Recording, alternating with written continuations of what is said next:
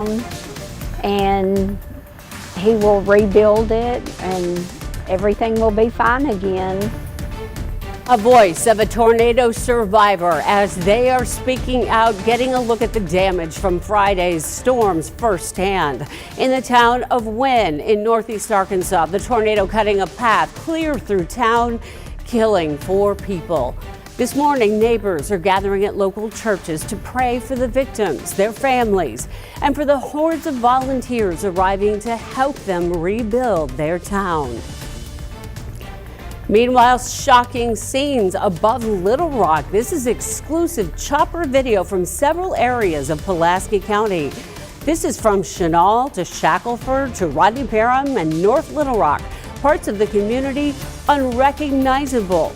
And this morning, we're live on the air through 10 o'clock to bring you coverage of the recovery and the rebuilding. We want to welcome you now to our special live coverage on THV 11. I'm Karen Fuller alongside Hayden Balgavy. Hayden is live in West Little Rock. Hayden, you and I were on the air together yesterday for hours talking about seeing it up front and in person. You're there now. What are your thoughts?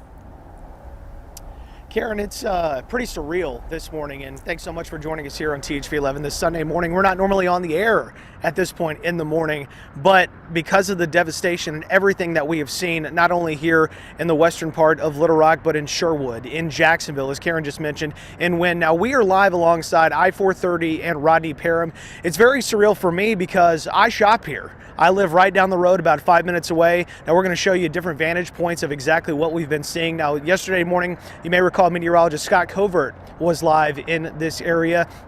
And he said something to me that was really interesting. It stuck out. He said, look, I understand you see this on TV. I understand you may see video, but you cannot imagine the damage until you see it in person. And he was absolutely correct. This is an area that a lot of us are very familiar with because we call it home. The Kroger behind me, we actually were making our way to the Kroger parking lot that is over my shoulder, but we were met, we were met with some security that said, we appreciate what you're doing, but we cannot allow anyone in here besides security, police, and the National Guard. There's actually a National Guard truck to my vantage point behind me over my shoulder. But it's tough to see because we're pushed back just a little bit. The devastation, the damage is quite literally unbelievable. You never thought you would see something like this. And again, this Kroger, of course, those cars that are parked behind us have been here since Friday. Folks going in, buying groceries, getting ready just to enjoy their weekend, make dinner, have what would normally be a perfect Friday night. But instead, all that changed, lives changed, and of course, this has been a tough situation to see in person. And we're going to be bringing you live reports all morning long. This is one of the hardest hit areas towards West Little Rock, and Rodney Parham too, which is usually so busy and is busy this morning. Cars coming and going, but lights are out, power is out.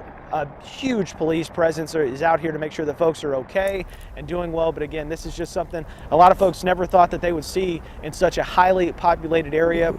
And just 2 blocks from here, homes are gone. Homes are destroyed and lives will be changed forever. So again, we'll have plenty of live reports here from Rodney Parham and I-430 as we begin to start the rebuild process and get folks in some way, some fashion, a little bit of a sense of normalcy as we get ready to move into the week on this Sunday morning. And what's wild is another beautiful day, just like Saturday was, so different from Friday. I'll send it back to you, Karen. All right, Hayden, such wonderful words as you reflect on the personal experience of us living out there, shopping at that Kroger as well, me too.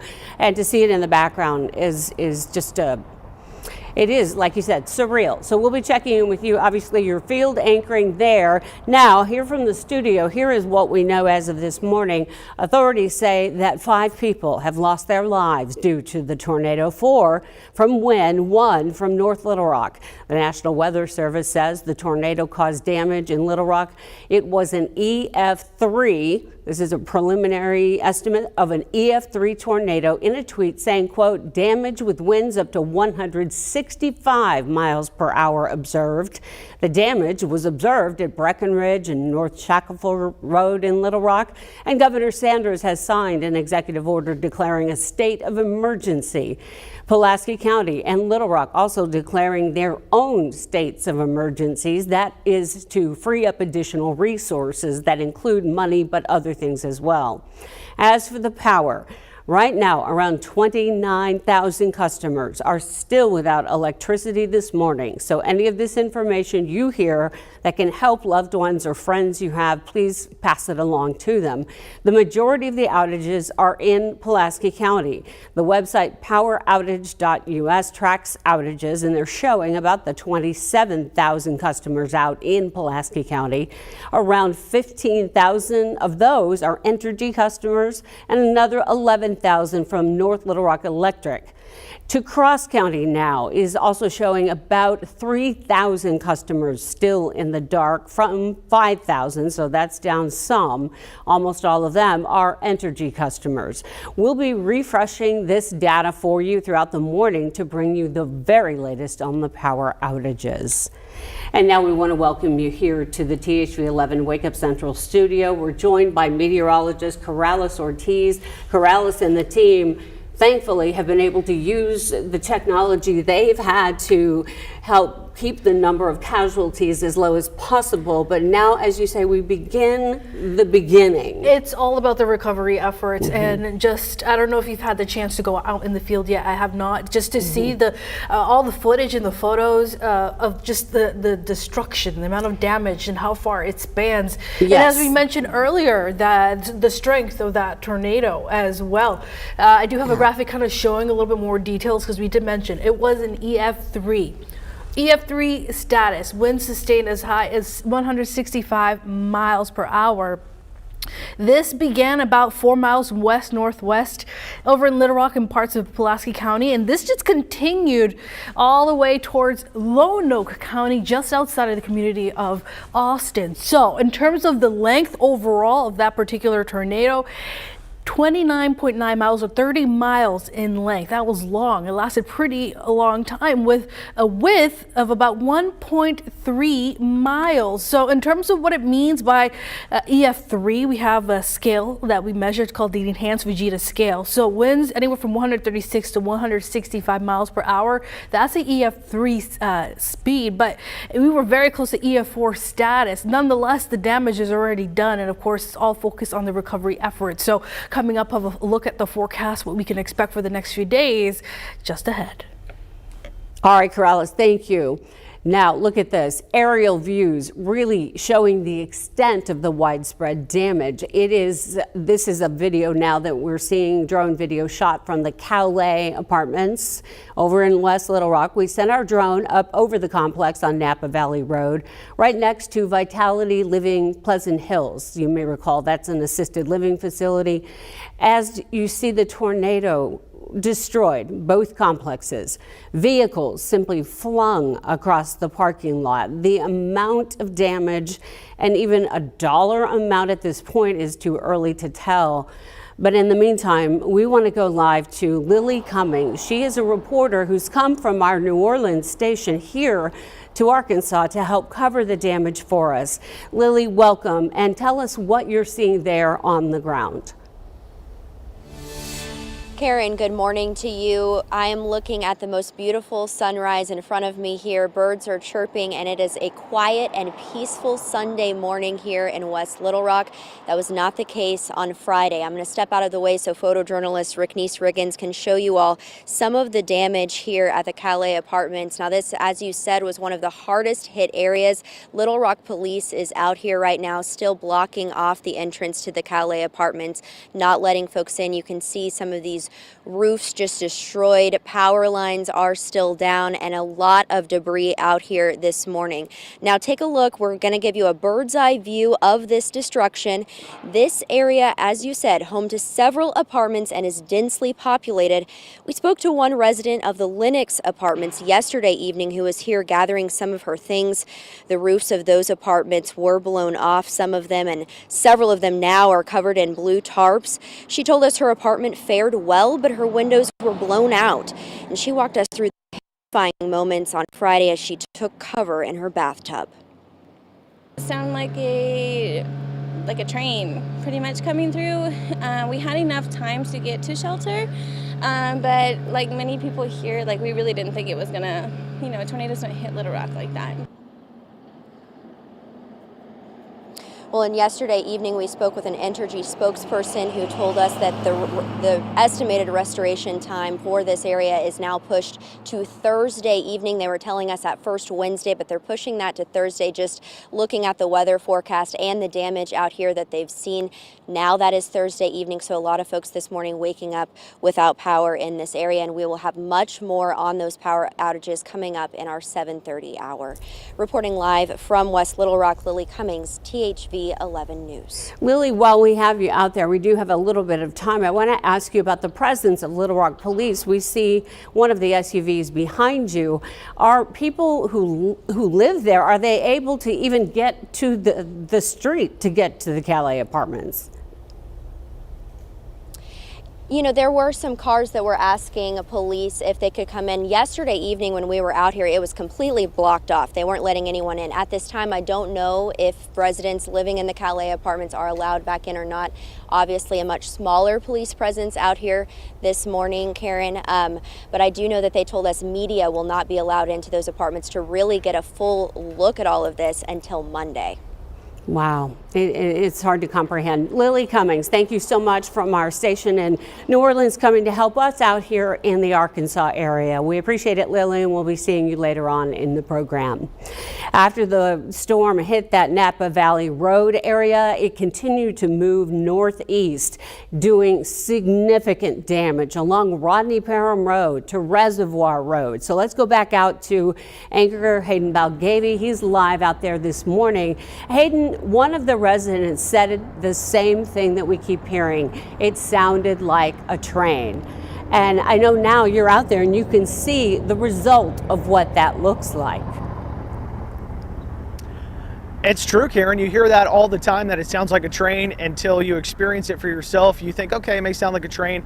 It's the only really description that I could think of. It sounded like a train. I heard it. My wife heard it at our house not too far from here. I'm actually going to step out of the way and give you a little better vantage point of where we are. So we're at the Kroger right along I-430 and Rodney Parham. We are seeing the destruction for myself in person for the first time, but I want to give you an even better vantage point. We're going to show you some exclusive video from the air of exactly what happened to this heavy populated area, this Kroger that sees so many folks come in, shop, and especially on a Friday, getting ready to just enjoy their weekend. And yet it was obviously a different story this past Friday. This damage is unreal to see from the ground in person. It's unreal to see from the air. These are vantage points that normally we wouldn't have, but we have this exclusive video that is quite incredible to see such a popular area just decimated, almost completely destroyed. Now you can still see that the building is intact, but roofs are torn off. And now this morning, a heavy police presence. The National Guard is out here. The governor called 100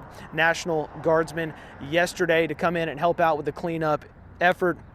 And it is a wild scene to see, to be here in person and just look at this damage. It's unbelievable. So many people just live right down the road here on Rodney Parham. Their homes, they're gone or completely destroyed. They're having to rely on friends. They're having to rely on family. And they're really having to rely on us. And even if you don't know somebody impacted by these storms, you can help. Arkansans are such amazing people, and they have such a unique ability to be able to give back and help. I want to share some information with you. If you want to help out, you can just text the word GIVE to 501-376-1111. It is such an easy way to help out someone impacted by these storms. And in reality, you probably do know someone who's been impacted in some way by this tornado that stretched all the way from West Little Rock into North Little Rock, into Sherwood, into Jacksonville. And of course, we've seen the damage already that's been done in Wynne, Arkansas.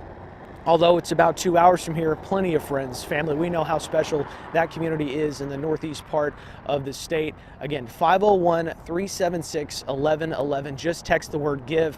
And you can also go to my Facebook page. I changed my Facebook profile picture to that information, as well as any information that you need. Please help out, folks, because a lot of folks need it right now. In fact, this morning, I want to send it over to Journey, a special member of our Wake Up Central team this morning. Journey Taylor joining us live this morning. Journey, I know you're a native Arkansan. You call Little Rock home. You've been all over the state. It's a tough weekend, and it's been a tough morning, but now we're starting to begin that rebuilding process. I want to send it over to you and get your thoughts. Yeah, good morning, Hayden. Ironically, I haven't actually covered anything in Little Rock, and I'm actually kind of nervous to see what Little Rock looks like when I make it over there eventually. I've been in the Jacksonville area and the Cabot area, and I actually spent several hours here in Indian Hills yesterday. It's very quiet this morning. Plenty of people still sleeping, but yesterday while we were here, it was a constant humming sound of those chainsaws just going nonstop, cutting down trees and clearing areas. Now, the area that I am in, which is Indian Hills, is one of several areas that was under a curfew overnight. That curfew was issued yesterday by the city of North Little Rock for the damage hit areas. And it was to span over 2 days from 8 p.m. to 6 a.m. So we're just a little over an hour after that curfew ended. Now, many of these residents here yesterday telling me that a lot of the help they receive has been from family, but also volunteers they've never met before this disaster. And even from single volunteers to large organizations like the Red Cross, much of the help that's appreciated isn't physical. We'll be going out and assessing damage in the area, talking with these residents about what kind of support we can give them. It could be anything from spiritual to mental to medical needs if they've lost medicines, if they've lost any of their medical equipment, and financial needs. Now, many of you at home may want to get out and help in some capacity. Here's what the Red Cross wants you to know. If you need help, just call 1-800-RED-CROSS. But if you also would like to help, that number is the same, 1-800-RED-CROSS. Hayden just said it. We have a full list of ways you can give and help. You can call or text, rather, give to 501-376-1111. Again, that is 501-376-1111. And throughout the next few hours, I'll have a little bit more about the residents here in this area that have lived here for decades and how they're pushing forward. Hayden, back to you. All right, Journey, thank you. Sherwood, North Little Rock, such a special area. You know what I think of Indian Hills, too? It's wild because my folks' first home after they got married was on Randolph Street, right there in that Lakewood area, that Indian Hills area. Such amazing folks up there. They're going to need some help after this devastating tornado rolled through there. Again, I'm live here in West Little Rock along I-430 and Rodney Parham. We're going to send it back to Karen in the studio, but we will have much more live out here alongside this Kroger and the devastation that was caused by that tornado on Friday. Let's send it back to Karen. It sure does hit home for so many people, Hayden, even your family. Think of all the families. Yes, thank you so much. Good perspective, and we will see you in just a bit. Meanwhile, we have drone video that shows dozens and dozens of homes and businesses. Just look at this. It looks just like a junk pile. These are businesses and homes. This is in Wynne. The tornado did go through Wynne, stunned residents there. A community of about 8,000 people woke up. That's to find the school's roof shredded, its windows blown out, huge trees all over the ground, along with broken walls, windows, and roofs just simply demolished. You can imagine, because you've seen tornado footage before, of course, but the technology of the drone that we can bring to you gives you a bigger, wider picture of just how frightening and how massive the recovery effort will be. And of course, authorities are telling us that at least 4 people in Wynne were killed due to the storm. Jay Shakur was at the city's high school as authorities plan for what's next for the school year. Here in Wynne, Arkansas, about 50 minutes west of Memphis, there's been extensive and severe damage, but residents are picking up the pieces. And there's so much devastation that it's still going to be a long process. Wynne, Arkansas residents say they have been through storms before, but never a storm that went directly through the heart of their city. We're all right. We made it to our home and we were safe. We left the store about an hour before it hit. For 25 years, we have stayed and weathered the storm and got in the back room if there was one. This time, the storm hit about 4 and about 3 o'clock, and I said, I just feel like we need to leave this time. Daryl Calvert and his wife Charlotte have owned Cordial Cottage, a general store, for more than 20 years. Me and my wife, this was our livelihood. Their family's business, along with a daycare, was destroyed less than half a mile away from the district's only public high school.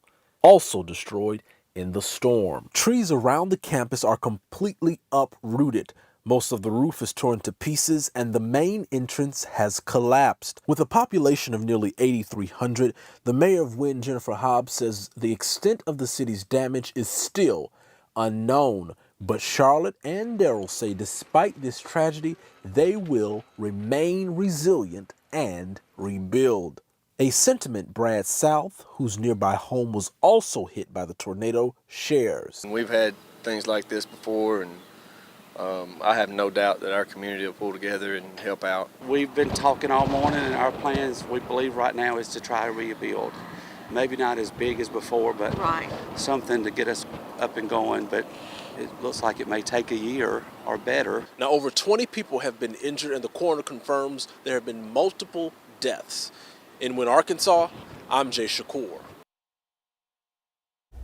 And now we want to give you another look at the damage from the tornado that hit the Wynne High School on Friday. It's one of only the 2 high schools across the whole county. Wynne Public Schools obviously will be closed all of next week. That's Monday, April 3rd to Friday, April 7th. Authorities say right now they're working to accommodate students so that they can finish the school year. One Arkansas resident who is now a teacher in the neighboring Earl School District says she attended Wynne High School, and coming back to what used to be her home now is traumatic. First thing we did was we tried to get down here because we have family all over town, and we were just devastated. We cried. I grew up in the neighborhood right behind the high school, and it's gone. I went to school in every single one of these buildings, and it's just unimaginable. The school district also says that any closings or reopening decisions past this coming week will be determined in the days to come. Clearly, they need time to assess and really let it sink in and see what can be done to help those students finish out the school year, which is not that far away, and now the high school gone. Governor Sanders also voicing her concerns over the storm that did severe damage to the Wynne High School. Sanders saying in a statement, quote, "The destruction at Wynne High School is severe. Our team at Arkansas Education is working with the superintendent and school board to make a plan for current students." The governor goes on to say that her administration is there to provide for residents. And as you know, we have been there along the way with the governor and other city and state officials who are talking about those words about cleaning up and recovery. And Wake Up Central's Ian Russell has more. Yeah, Governor Sarah Huckabee Sanders got a pretty good look at that destruction Saturday, touring a lot of different areas across central Arkansas, but she started today here. This is Little Rock Fire Department's Fire Station number 9 in West Little Rock. And if you look behind me, you can just see how powerful this storm was to rip the side of this building off, taking that brick with it. Obviously, you see the basketball hoop behind me just bent over from the sheer winds as they kind of swept through this area. Obviously, just a powerful storm to do something like this to this area. And obviously, for the firefighters inside, this is such a personal thing. You know, they live and work in this area. This hits really close to home for them. And for the governor as well, this also hits close to home for her, as one of her staffers' homes was also destroyed. Take a look. As the sun rose on the aftermath, images straight out of a movie are now reality. What we deem to be at least 2,100 residents within the western portions of Little Rock and southwestern portion of Little Rock were impacted. And as residents toured the damage, so too did some of Central Arkansas's elected officials, including Governor Sarah Huckabee Sanders. This group represents all of Central Arkansas and Little Rock, this area that was hit so hard, and very thankful for their willingness and the cooperation that we've had. Her morning started at Little Rock Fire Station 9, heavily damaged in the storm. Despite the fact that they had a tornado literally coming through their station, we're worried about the community. That tells you who they are, and it tells you, I think, a lot about our state. This neighborhood off Shackelford razed. The biggest thing, like I was telling y'all, is we got to get the streets cleared, but the power is the big thing. Power is it's going to be very trying. It joining many, like this neighborhood in North Little Rock, also destroyed. Trees on homes, X's mark the damage. The governor joining North Little Rock Mayor Terry Hartwick, touring damage too close for comfort. This is the home of one of the staffers in our office. And he found out that happened as he was sitting in our conference room responding to the storm. So we are so thankful they weren't here, that they're okay. And we're just here to help and be there for them in any way we can. Cleanup in these neighborhoods will take weeks, if not months. Crews and neighbors all lending a helping hand. and the governor promising they won't be alone. It's real simple. Whatever you need, we're going to come and provide it. If it's temporary shelter, if it's food, if it's clothing, we're coming together, we're going to work together, and we're going to make sure that the people have what they need. All right, and you heard the governor there obviously promising a lot of help for people that are affected by this, whether it's food, clothing, shelter, anything that they need. She says they'll step in to help them. She told me when I was speaking to her earlier, she said, you know, people, not paperwork. And I think that's the message she's going with, to get them out of this, to help with them with anything that they will need. Now, obviously, this process may take a little bit as the recovery efforts continue here over the next couple of days and weeks. So we got a lot of information about donations right now over on our website, thv11.com. In Little Rock, I'm Ian Russell for Wake Up Central. All right, Ian, thank you. And as the governor said, whatever people need, it will be made available. That may take some time, and we understand that. But in the meantime, THV11 has already put a lot of information about resources that can help you, or if you'd like to help. You'll find them on our website, thv11.com, and please share. And by the way, this is Governor Sanders' first time as the leader of our state addressing a major disaster like this. And she became emotional, which is not something we generally see from Governor Sanders and Press Secretary Sanders under former President Trump. So obviously this is in her heart as well. She is the daughter of the former governor, Mike Huckabee. So Arkansans are in it together, it seems. And it's nice to see both sides, both parties working together for the greater good. As you know, THV11 has been covering Jacksonville, where people are doing their best to try and look forward. And Wake Up Central's Frederick Price traveled there to bring you this story. We visited Jacksonville, Cabot, and Sherwood, and the story is the same in each community. A lot of damage. This morning, people are focusing on cleaning up and moving forward. The focus more than 24 hours after a violent tornado ravaged parts of central Arkansas is cleaning up. We just made sure that we boarded the window up and we're covering the roof over tarp. Johnny Hills is the pastor of Christ-Centered Fellowship Church in Jacksonville. We do have quite a bit of roof damage. The storm's also leaving a mess of debris on the front lawn. Sunday morning services, Johnny says, won't be happening. Quentin and Joe Lauer were home together with their 3 kittens when the weather turned violent Friday. In August, we would have lived in this house 45 years. And it hit so fast that we really didn't even have time to be afraid. And much like everyone in the path of this storm, their work is cut out for them. People in this community out much of Saturday clearing yards and getting some personal belongings inside their homes. Crews also working to clear roads and restore electricity to those who lost it. Ask anyone from a small town in Arkansas. In times of tragedy, the community wastes no time making sure their fellow neighbor is well. Today's Helping the Community Day. Which is what Pastor Kerry Rosenbaum and members of the Bethel Assembly Church did on Saturday. So we're just handing out supplies, tarps, water bottles, cleaning supplies, things to help people get through the next several days. And Jacksonville Public Works workers are pitching in a helping hand in cleaning up any debris that was left from this storm. In Jacksonville, Frederick Price for Wake Up Central. Thank you, Frederick. One other note, we're told that debris like the trees and such, Jacksonville city officials say you can move it to the side of the road and the public workers will come and pick it up. In the meantime, let's go to meteorologist Corrales Ortiz, one of the members of our phenomenal weather team who have kept us posted. And Corrales, what are we looking at today as far as such a beautiful day on the aftermath of this recovery? Yeah, so this weekend has pretty much been that calm after the storm. So today is going to be another full day of cleanup efforts. It's going to be very much needed. We are going to start to see some changes later into the week. Fortunately, though, more of that sunshine and pleasant conditions for today. We do have the chance of seeing some scattered showers later this evening and tonight, but not expected to last all night. But unfortunately, we do have another round with severe weather potential later this week. I have more details on that just ahead, but here's a breakdown of your day planner. We'll start off with sunny skies with cloud cover gradually increasing. Highs will be approaching the mid to possibly upper 70s, and then there comes the rain later this evening.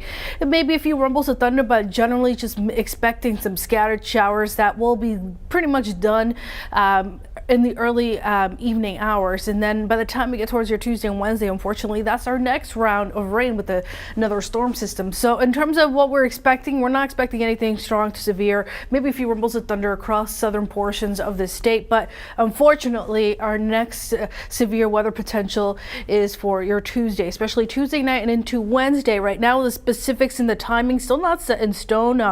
It's happening sometime between as early as Tuesday afternoon and evening, and is expected to last sometime into early Wednesday morning, with everything on the table in terms of the impacts possible. As you can see, a large area across the state, a level 3 out of 5 for that severe storm potential. So this is what it's looking like for future clouds and radar for later today. So cloud cover gradually increasing. We are going to be quiet. It's going to help with those recovery efforts. And then we'll start to see some of the spotty showers make their way in from the west, mainly impacting parts of central and southern Arkansas later into the evening hours. This is around 9 to 10 o'clock. As you can see, most of the rain is mainly to our south. We'll see some scattered showers here around the metro, but it will be already dark by then, so a lot of the recovery efforts should have happened earlier in the day. And then this wraps up at around 1 o'clock in the morning. We'll be quiet for the rest of your night and into our Monday as well, with the cloud cover lingering to start off the week. But fast forward to Tuesday, another storm system is going to push a cold front our direction. It's going to be, again, the timing still not having all the specifics on that, but we could start to see as early as Tuesday afternoon a few spotty showers, and that cold front will slowly be approaching, and ahead of that line could see the development of some of those isolated to scattered showers and storms begin to develop. This is around 11 o'clock on Tuesday, and it's still not necessarily widespread right now. It looks like it could be mainly across the western half of the state, but then once that cold front slowly begins to approach, we could see a line of some storms begin to organize itself. And this is by your Wednesday morning. This is why we're saying there's still no specifics in terms of the timing, because some of the models aren't agreeing and when the timing of this storm is or system will make its way on through. But this should wrap up by at least Wednesday morning.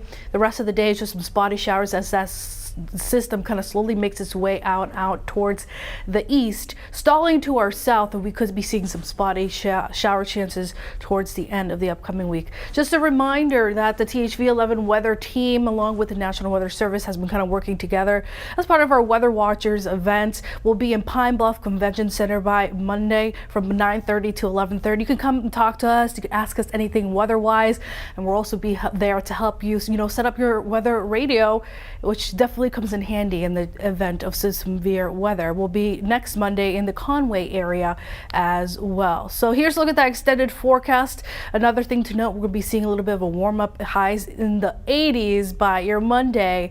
Again, all eyes on Tuesday and Wednesday with that potential for some severe weather. So definitely be weather aware, especially with everything that we saw Friday. It's definitely a good time to really, really stay prepared. All right, Corrales, thank you. And a reminder, everyone, we're staying on the air through 10 o'clock this morning. That's so that we can bring you live reports of the tornado recovery in Arkansas. Our special coverage actually continues right now. Wake Up Central begins now with breaking news. Unreal. It's like unrecognizable. I just could not even wrap my head around the damage when I finally walked upon it.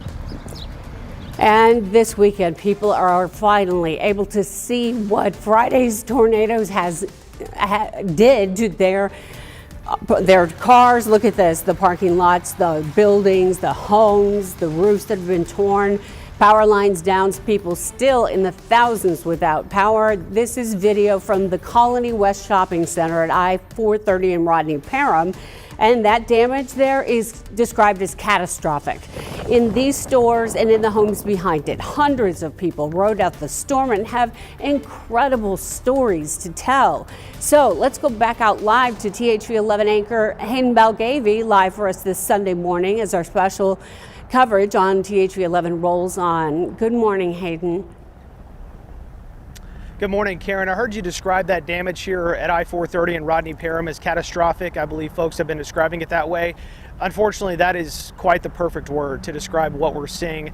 We were trying to access the Kroger parking lot this morning. That Kroger took a direct hit from that tornado on Friday. The shopping center heavily damaged, but folks kind of told us, you know, we appreciate what you're doing, but we need you back. Only security, Little Rock Police, and we've also seen the National Guard has been in the Kroger parking lot this morning too. And those cars from Friday morning and Friday afternoon that were here doing some shopping, going to the grocery store, those cars are still here. And as Scott Covert was live from this location yesterday morning, you really got a good glimpse of exactly what happened on Friday afternoon. Windows blown out in those cars. Some cars even still running, lights still going from the battery, the internal battery of those cars.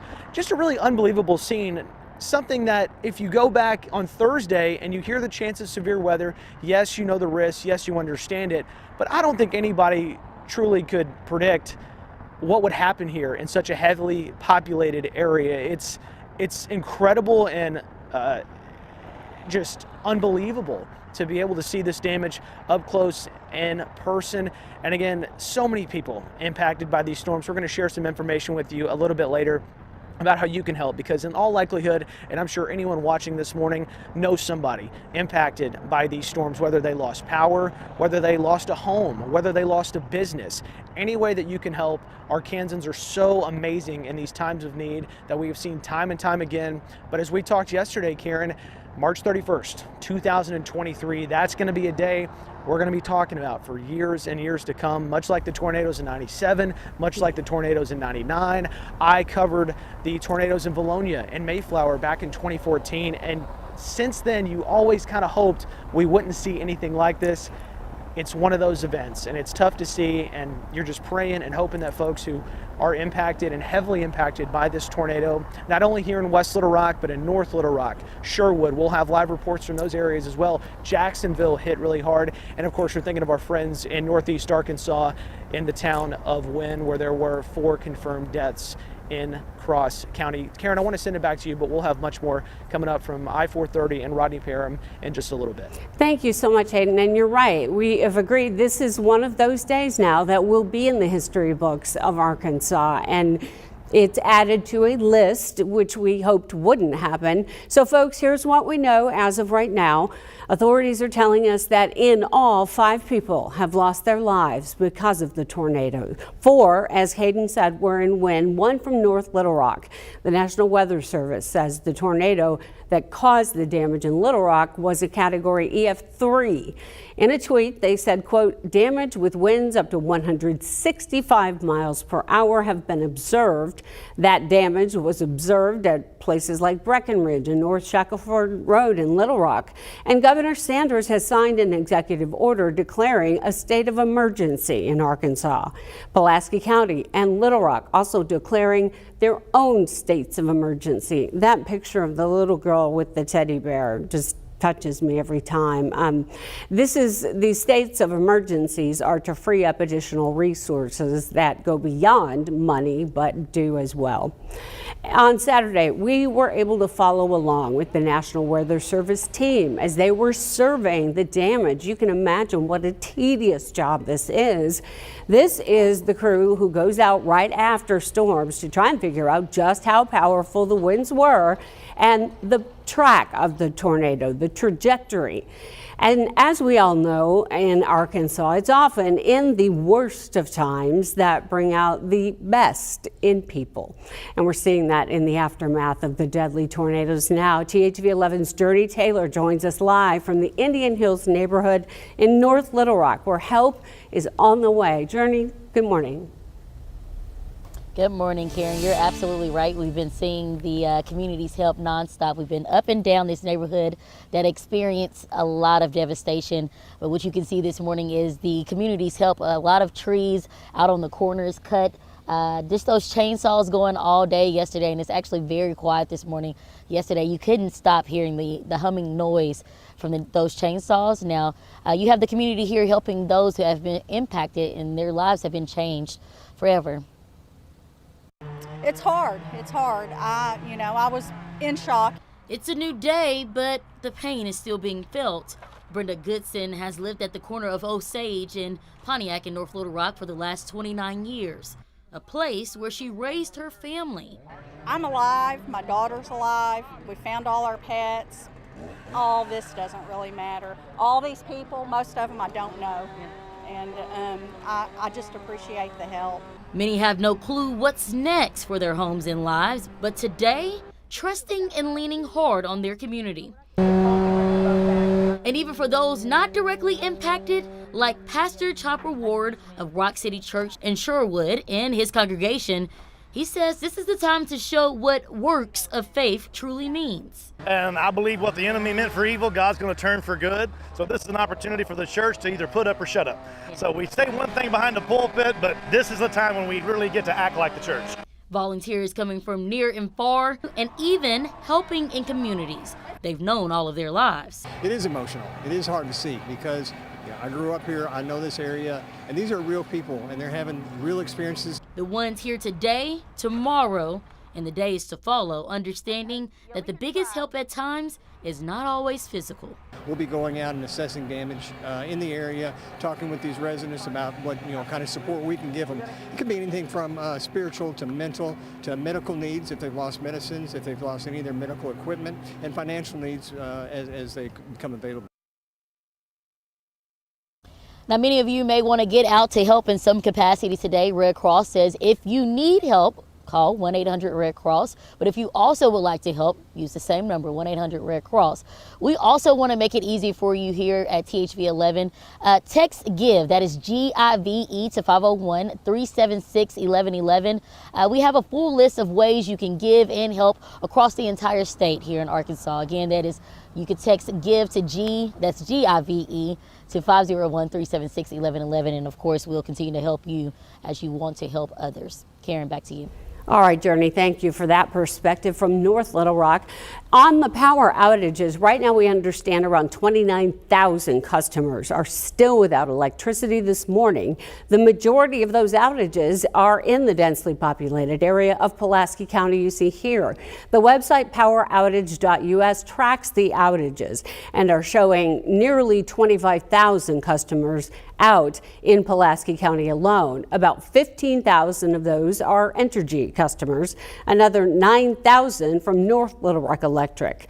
And then off to our east, Cross County is showing about 3,000 customers in the dark, and almost all of those are Entergy customers. We are, by the way, going to, of course, stay live on the air with you till 10 a.m., but we'll be refreshing this outage data throughout the morning so you can see the very latest wherever you are. Also this morning, Entergy is telling customers affected by the tornado that they may have to wait even longer to get their electricity back. Not a good message that you want to hear. A spokesperson telling us the weather forecast and damage is causing them to be more conservative with their estimates. Covering that story for us is Lily Cummings. She's a reporter from our New Orleans station, kind enough to come here to help us out. She's live in West Little Rock along hard-hit Napa Valley Road. And Lily, a lot of people without power in the area where you are this morning, apartment units with lots and lots of residents. This is disappointing news. Yeah, Karen, very disappointing news, but I want to bring you some good news that just happened. Last time we talked to you was in our 7 o'clock hour. We're now in the 7:30, and look what happened. All of these lineman trucks just showed up. So there's more than a dozen of them here now by my count. They all have license plates from Texas, so that just shows how far these folks are coming to help this Arkansas community. As you mentioned, this is one of the hardest hit areas. A lot of apartment complexes devastated by all of this. Now, they did tell me last night, as you mentioned, that Thursday this area might have to wait until Thursday to get their power back. Obviously, that is some disheartening news for the folks out here, obviously wanting to restore their power and get back in their homes. But crews are working around the clock to restore power. They're focusing, again, on this area off of Napa Valley Drive, which includes those apartment complexes. We're looking at Napa Valley apartment homes as well as the Calais apartments, Lennox apartments as well. We spoke to a resident from there. Now, due to these apartments being in a hilly area, they had to bring in some special equipment yesterday. Now, Entergy energy crews, again, have been arriving from across the region. A spokesperson told us yesterday that more than 3,000 linemen are working around the clock. We have had crews out working anything you can imagine, whether it's cutting down tree limbs that have fallen, replacing power poles, stretching new power lines. We've had boots on the ground again for about 24 hours now. Now that is when we talked to her yesterday, so obviously more than 24 hours now that these linemen have been hard at work, and they say that they appreciate everyone's patience as they restore power. And they were explaining to us yesterday, you know, it takes hours for one power line or one power pole to be restored. And then when you go out and you see power poles that are upright, they look good, they look like they're in working condition.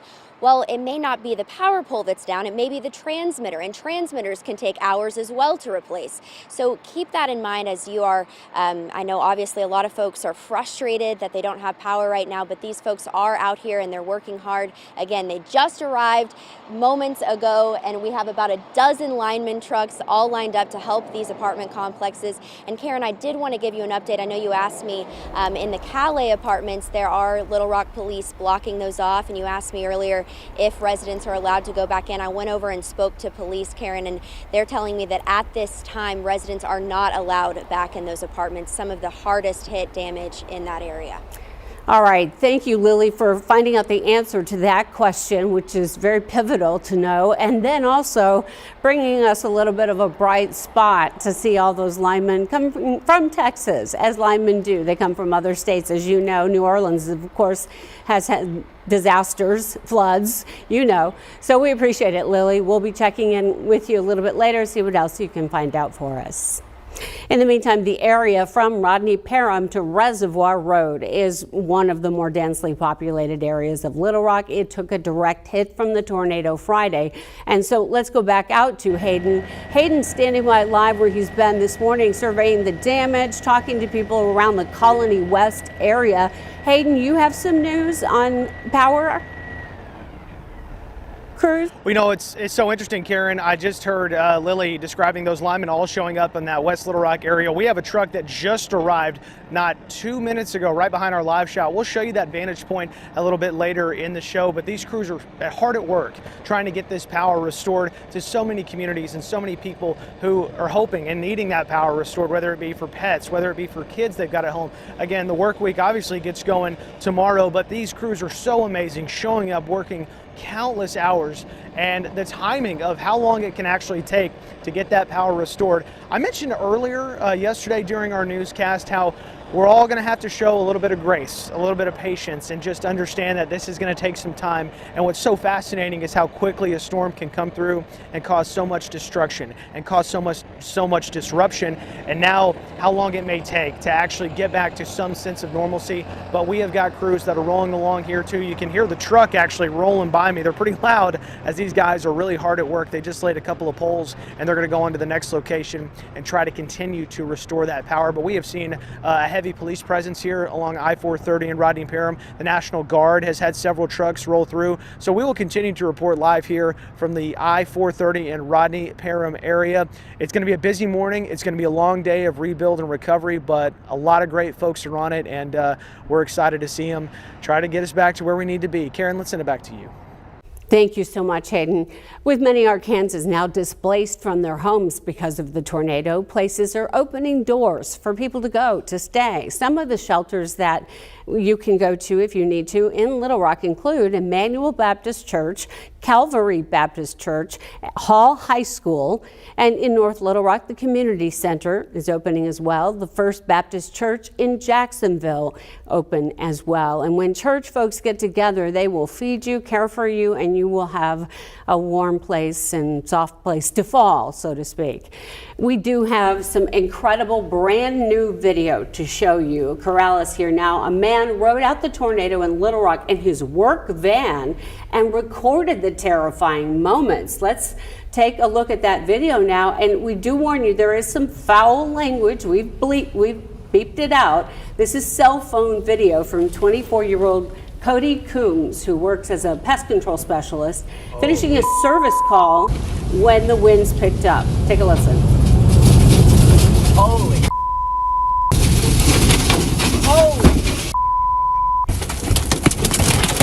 Holy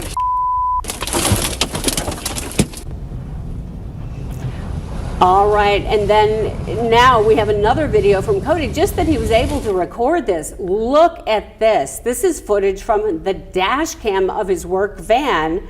Holy cow, the moment the tornado passes over, leveling the trees just like toothpicks and throwing that debris all around. Debris is one of the main sources of injury, Corrales tells us. Now, there's no audio on this video, but you don't need to hear it to see how terrifying it must have been. Absolutely terrifying. Right. I just can't imagine how he was feeling at that moment. He probably felt stuck because he felt like he just you couldn't can't get escape out, there's nowhere to anywhere. go. And Yes. yeah, there was actually a funnel a few streets away. I believe we'll have that here in a sec. He was able to film it. So take a look. This is another one. Cody filmed the damaged houses and fallen trees around him, saying he was shell-shocked at what happened, and thankfully he survived. Listen in.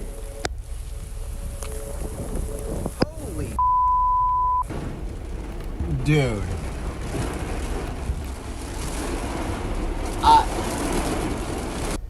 In fact, he called it the scariest moment of his life.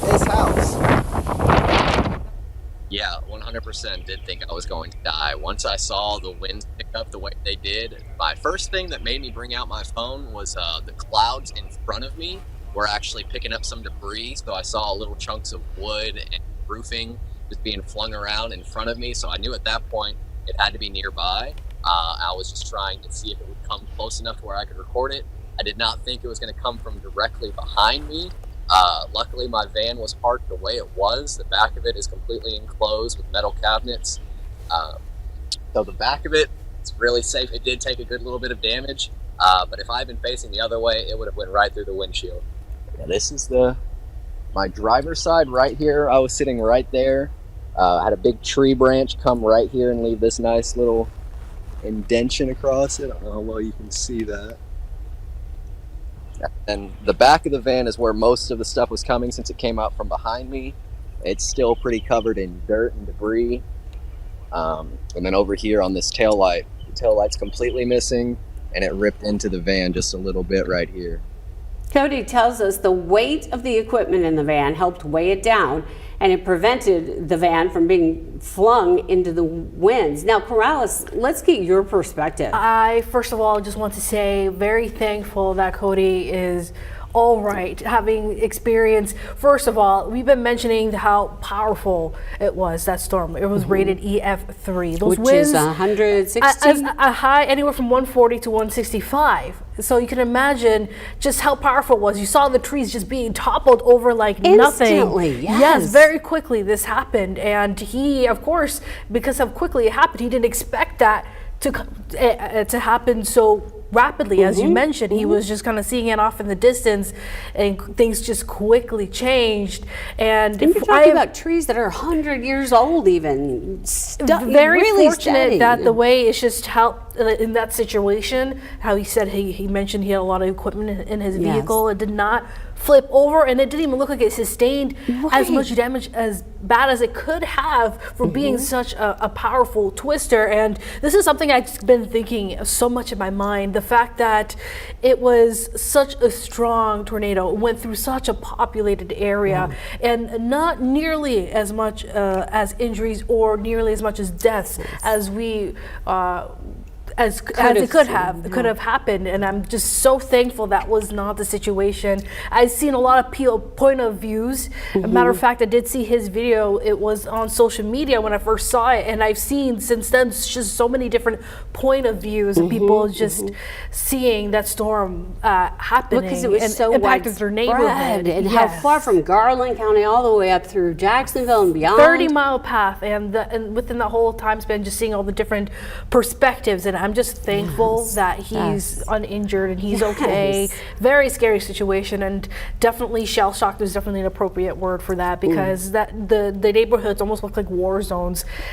They do with the debris. and everything. It's so. just stuff you don't think you will see in your own hometown. Yeah. And Arkansas is not unfamiliar to tornadoes. We but all know somebody who was impacted. Sure, Yeah. sure. But gosh, the winds alone. I mean, Yes. incredible that he survived, that his van he didn't even sustain a whole lot of damage. But it was a good perspective to see that. Yes. Thanks, Carlos, for the analysis. That same storm system that hit Arkansas is now blamed for more than 24 deaths across the country. This is just across the country. Just last night, the system moved into the northeast, causing tornado warnings. And CBS's Bradley Blackburn has that story. The damage is spread across so much of the country, from Tennessee, The whole house, you could feel it shaking. to Wisconsin, to Pennsylvania, as the severe system moved east Saturday. Oh my goodness. In Bridgeville, Delaware, a tornado touchdown took out trees and homes and was blamed for one death. In Ohio, a 13-year-old girl died after a tree fell on her home. Officials said she was trapped inside. In Sullivan, Indiana, at least 3 people killed Friday and 200 buildings heavily damaged. And from Belvedere, Illinois, more video shows the terrifying moments inside the Apollo Theater after the roof collapsed during a concert. Rescuers tried to pull people out of the rubble. 90-mile-per-hour winds ripped the building apart. Dozens were hospitalized and 1 man killed. Oh my God. In Arkansas, twisters touching down in Little Rock and in the town of Wynne, where there were at least 4 deaths. The back of the house. Jane Smith's home was heavily damaged while she took shelter in her basement. You had no idea it was doing this much damage out here. It was so fast. Little Rock resident Cody Coombs survived a close call, sitting in his truck when the winds intensified and a tornado approached. Yeah, 100% did think I was going to die. His dash cam captured debris flying in the air, trees toppling, but his truck was spared. I got a little crack in my windshield. I'm very lucky. Arkansas's governor has declared a state of emergency and activated the National Guard as the recovery continues. Bradley Blackburn, CBS News.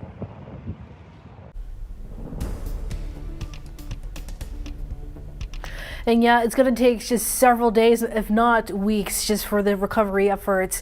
And I know that we all hope that the weather just stays just quiet and beautiful like we've been dealing with all weekend long. But we do have some changes in the forecast that you do want to pay attention to later into the week. Fortunately, more of the sunshine in store for your Sunday most of the day. Cloud cover will be gradually increasing. We do see some scattered showers in the forecast later tonight. Maybe a few rumbles of thunder, nothing too concerning and not necessarily widespread across the state. But unfortunately, this is what we need to be paying attention to. Another round of severe weather possible. Again, we're entering the springtime severe weather season, so this is not unheard of. Unfortunately, it's going to be our 9th consecutive week entering another round of seeing some severe weather for Tuesday and into your Wednesday as well. So here's a look at your day planner. It's a cool start to a morning, starting off with plenty of sunshine. Cloud cover will be gradually increasing. Later this afternoon, highs nearing mid to possibly upper 70s across central and southern Arkansas.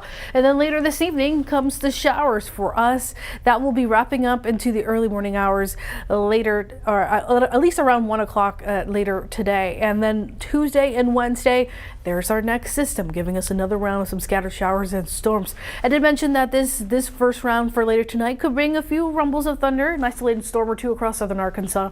Nothing too concerning, but unfortunately, fast forward to your Tuesday, we do have a higher risk, a level 3 out of 5 for much of the state. You see everything highlighted in orange for some severe to strong storms, and that includes anything from large hail, some pretty damaging winds, and of course we do have that potential for even some tornadoes as well. Not something we want to hear after what we've been dealing with from the storms on Friday, but this is just something that happens pretty often this time of year in terms of seeing more the severe weather chances increase for us.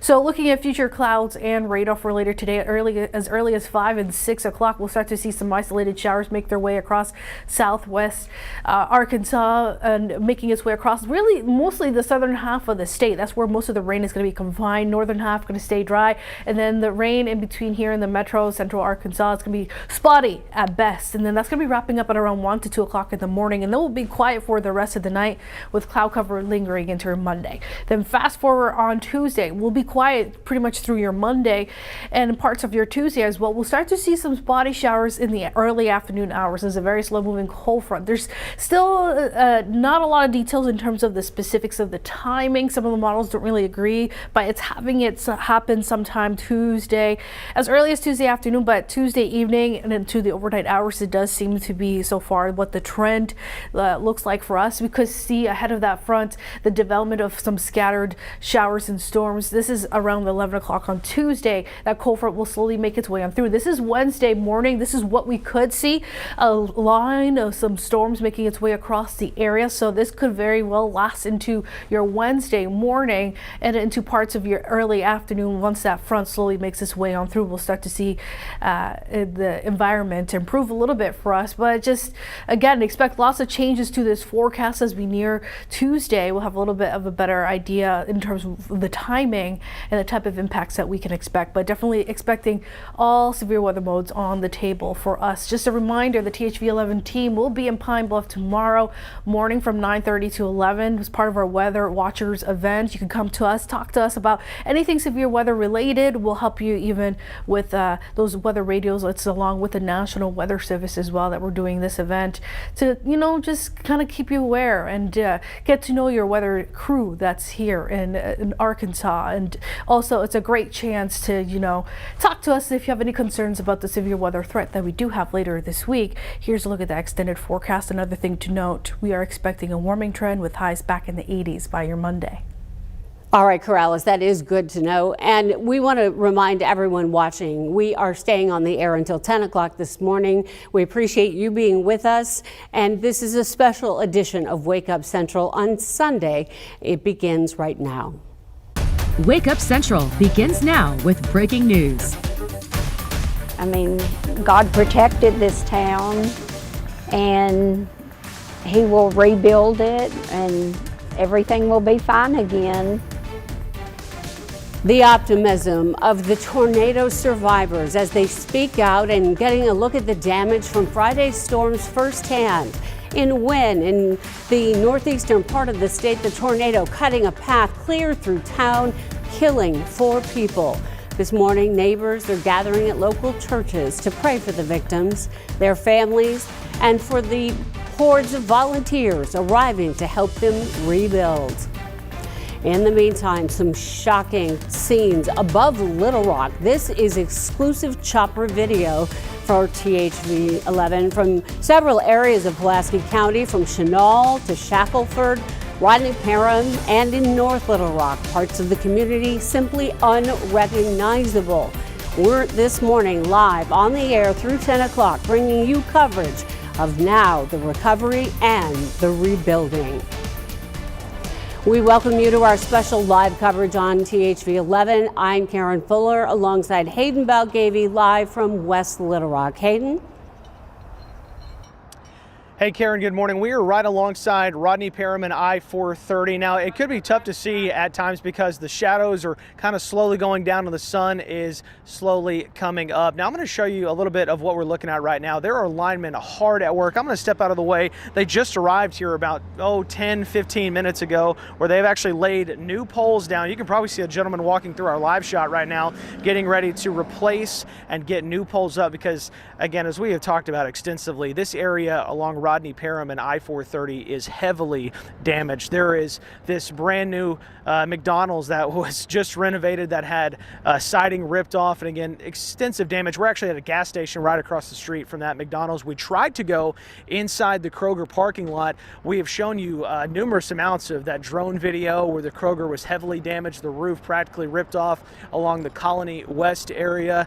Now, we talked to security in Little Rock Police, and they said, we appreciate what you're doing, but we need you out of the parking lot because really only security, Little Rock Police Department, and the National Guard has been present. And now, as we've seen security arrive, we've also seen these amazing workers arrive who are hard at work trying to restore power in what is a heavily damaged area. These guys are arriving, trying to get so many folks just some sense of normalcy as they've not only, many have lost power quite frankly, in this area, a lot of them have lost their homes completely. And again, we're going to mention ways that you can help. Again, 501-376-1111 is an amazing way just to send a text message, text the word give to help out if you can. Just do whatever you can just to help these Arkansans and these folks who live here in Little Rock, the capital city, who has quite frankly not seen damage like this in my memory. And a lot of folks would talk about, I don't know if we've seen damage like this in Little Rock ever from a devastating tornado. So we're going to have much more from I-430 and Rodney Parham a little bit later on in this special edition of Wake Up Central. For now though, Karen, I'll send it back over to you. Well, Hayden, before we go, you and I were talking yesterday on air as we were giving our wall-to-wall coverage, and it is that false sense of security in Little Rock, in a Sure. populated area. Don't you, now that you see it all, do you feel like we've lost that false security? Oh, absolutely. I don't think anyone who lives in the Little Rock city limits is ever going to feel exactly the same again when a tornado warning or even, quite frankly, a tornado watch is issued. I think guards will be a little more up. We saw video from Friday afternoon of folks going to the grocery store, driving to whatever appointment they had, leaving work. There were so many cars on the road just along I-430, which is just to my left, and of course Rodney Parham, Cantrell Road, areas that were hit significantly by that tornado. There were tons of cars on the road, and it was just a worst timing scenario. But thankfully, here in Little Rock, you even heard Mayor Frank Scott Jr. say it yesterday, by the grace of God, no one died from this tornado in the city of Little Rock. So again, unfortunately, here in the state, we have confirmed fatalities, and it's a tough number. It's a tough pill to swallow, the 4 in Wynn and of course the 1 in North Little Rock. But now the rebuild begins. It began yesterday with a beautiful day. It looks and feels like it's going to be a beautiful Sunday morning and a Sunday afternoon. As you can hear and have seen in our live shot, these guys are hard at work, and we can't wait to see just what they can do to get us back to something we call normal. You're so right. And Hayden, we like where you're located so we can see what's really happening, and it is happening, and we'll be checking in with you very soon. Thank you. Factually, here's what we know right now, folks. Authorities say in all 5 people have lost their lives from this tornado pattern. 4 in Wynn, 1 from North Little Rock. The National Weather Service saying the tornado that caused the damage in Little Rock was an EF3. And in a tweet they said, quote, damage with winds up to 165 miles per hour observed. That damage was observed at Breckenridge and North Shackelford Road in Little Rock. Governor Sarah Sanders signing an executive order declaring a state of emergency in the state. Pulaski County and Little Rock also declaring their own states of emergency to free up additional resources. So now, as of around 8 a.m., and it's 8:06 right now, so this is very new outage reports, nearly 28,000 customers are still without power. The majority of the outages are in Pulaski County. The website poweroutage.us tracks outages and are showing almost 25,000 customers without electricity in Pulaski County alone. About 15,000 of those are Entergy customers, another 9,000 from North Little Rock Electric. And then off to Cross County, showing that almost 3,000 customers are still in the dark. Nearly all of those are Entergy customers. So we'll keep refreshing this information throughout the morning and keep bringing you the latest on the progress made in the power outages. And now we welcome you to the THV 11 Wake Up Central studio, joined by meteorologist Corrales Ortiz. Your perspective, Corrales. Yeah, like we mentioned, in terms of the strength of the winds, up to 165 miles per hour, which does make that within the higher end of the EF3 status. So I do have a graphic kind of showing the path of where that tornado did take place. It started off near that Chanel Parkway, made its way across central Pulaski County, all the way even to parts of Lonoke County. That took a path of about 30 miles. And the tornado itself, the width, 1.3 miles, so over a mile wide. And the wind speed, as we mentioned, 165 miles per hour, one of the hardest hit areas where we are covering near Napa Valley and Green Mountain Drive. So in terms of the scale of the EF scale, what we call the enhanced Fujita scale, they kind of take in consideration the type of damage that we see. And that could be anything from the amount of roof damage that there is, how many walls have collapsed in the buildings or even in the homes. And of course, we saw some homes without even just with the foundation just left over, only a few steps. And that range anywhere from 136 to 165 is what we saw. So just at the cusp of almost EF4. And regardless of even the strength of that, many people have just been displaced from this unfortunate storms that we saw roll through on Friday. So coming up, I'll kind of be talking about what we are to expect weather-wise, which is going to help with the recovery efforts over the next few days, and if we can expect any changes, which unfortunately we do have another risk for some active weather later this week. More details on that coming up. Yes, we look forward to that, Corrales, because that is the last thing we want to see.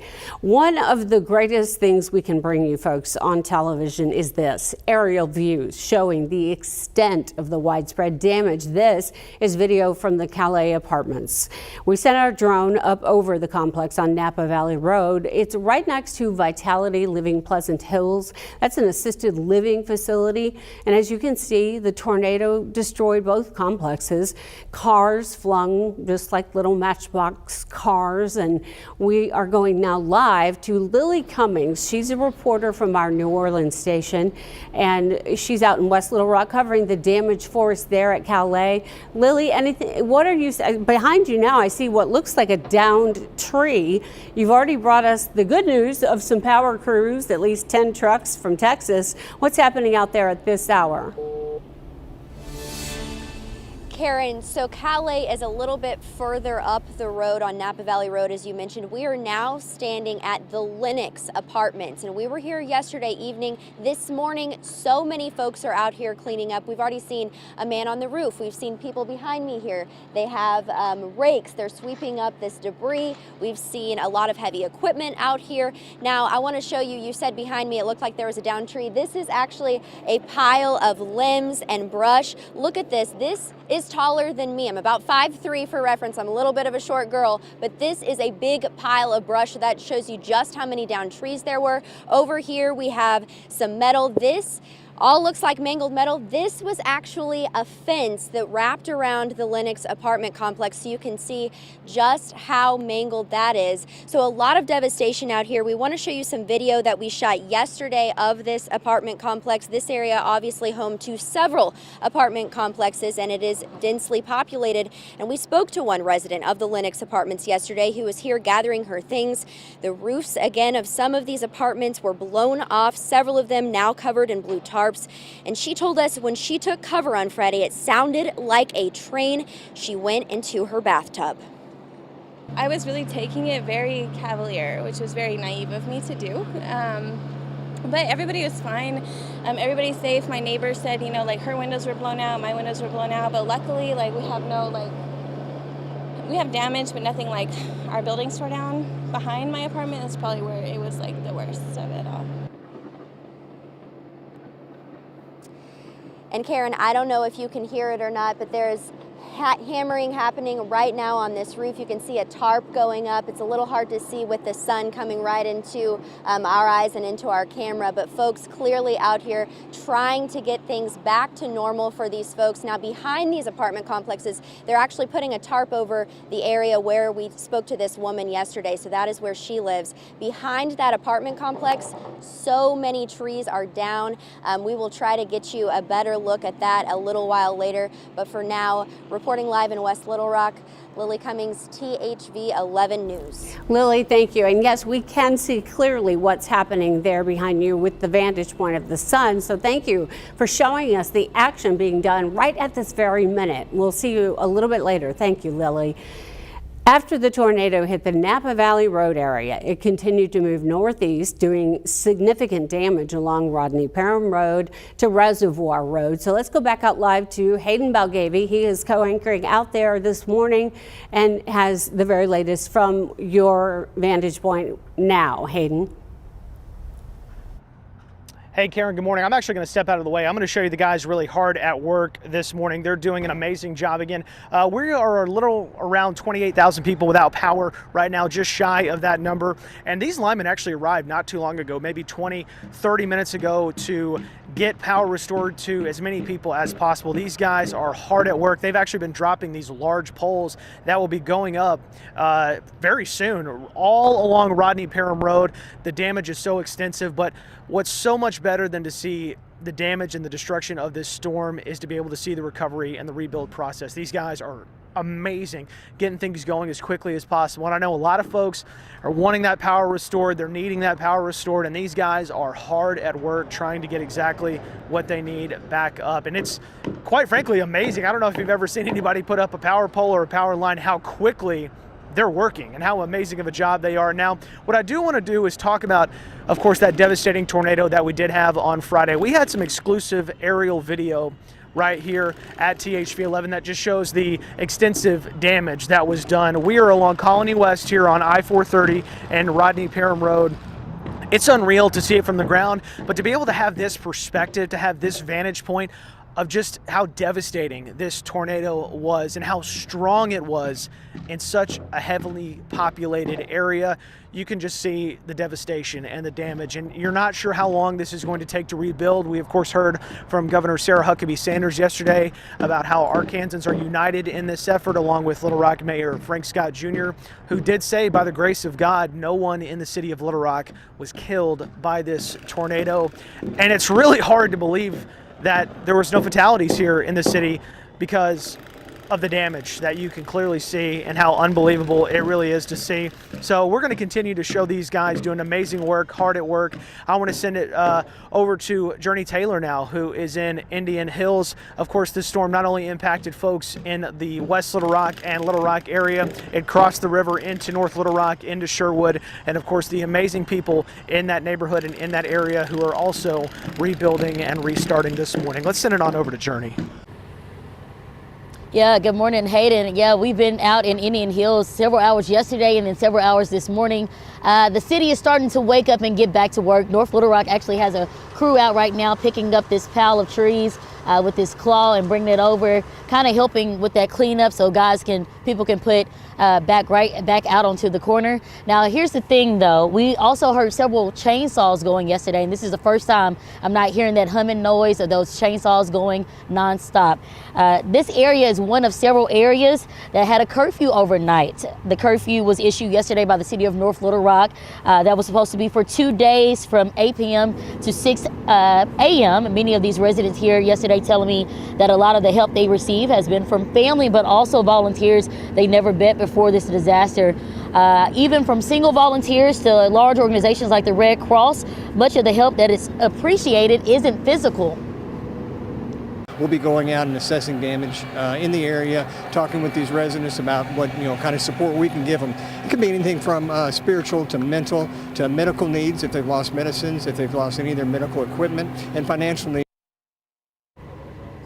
Now, many of you at home may want to get out and help in some capacity. Here's what you need to know. Red Cross says if you need help, call 1-800-RED-CROSS. And if you want to help, you can also call 1-800-RED-CROSS. Now, we also want to make the process easy for you.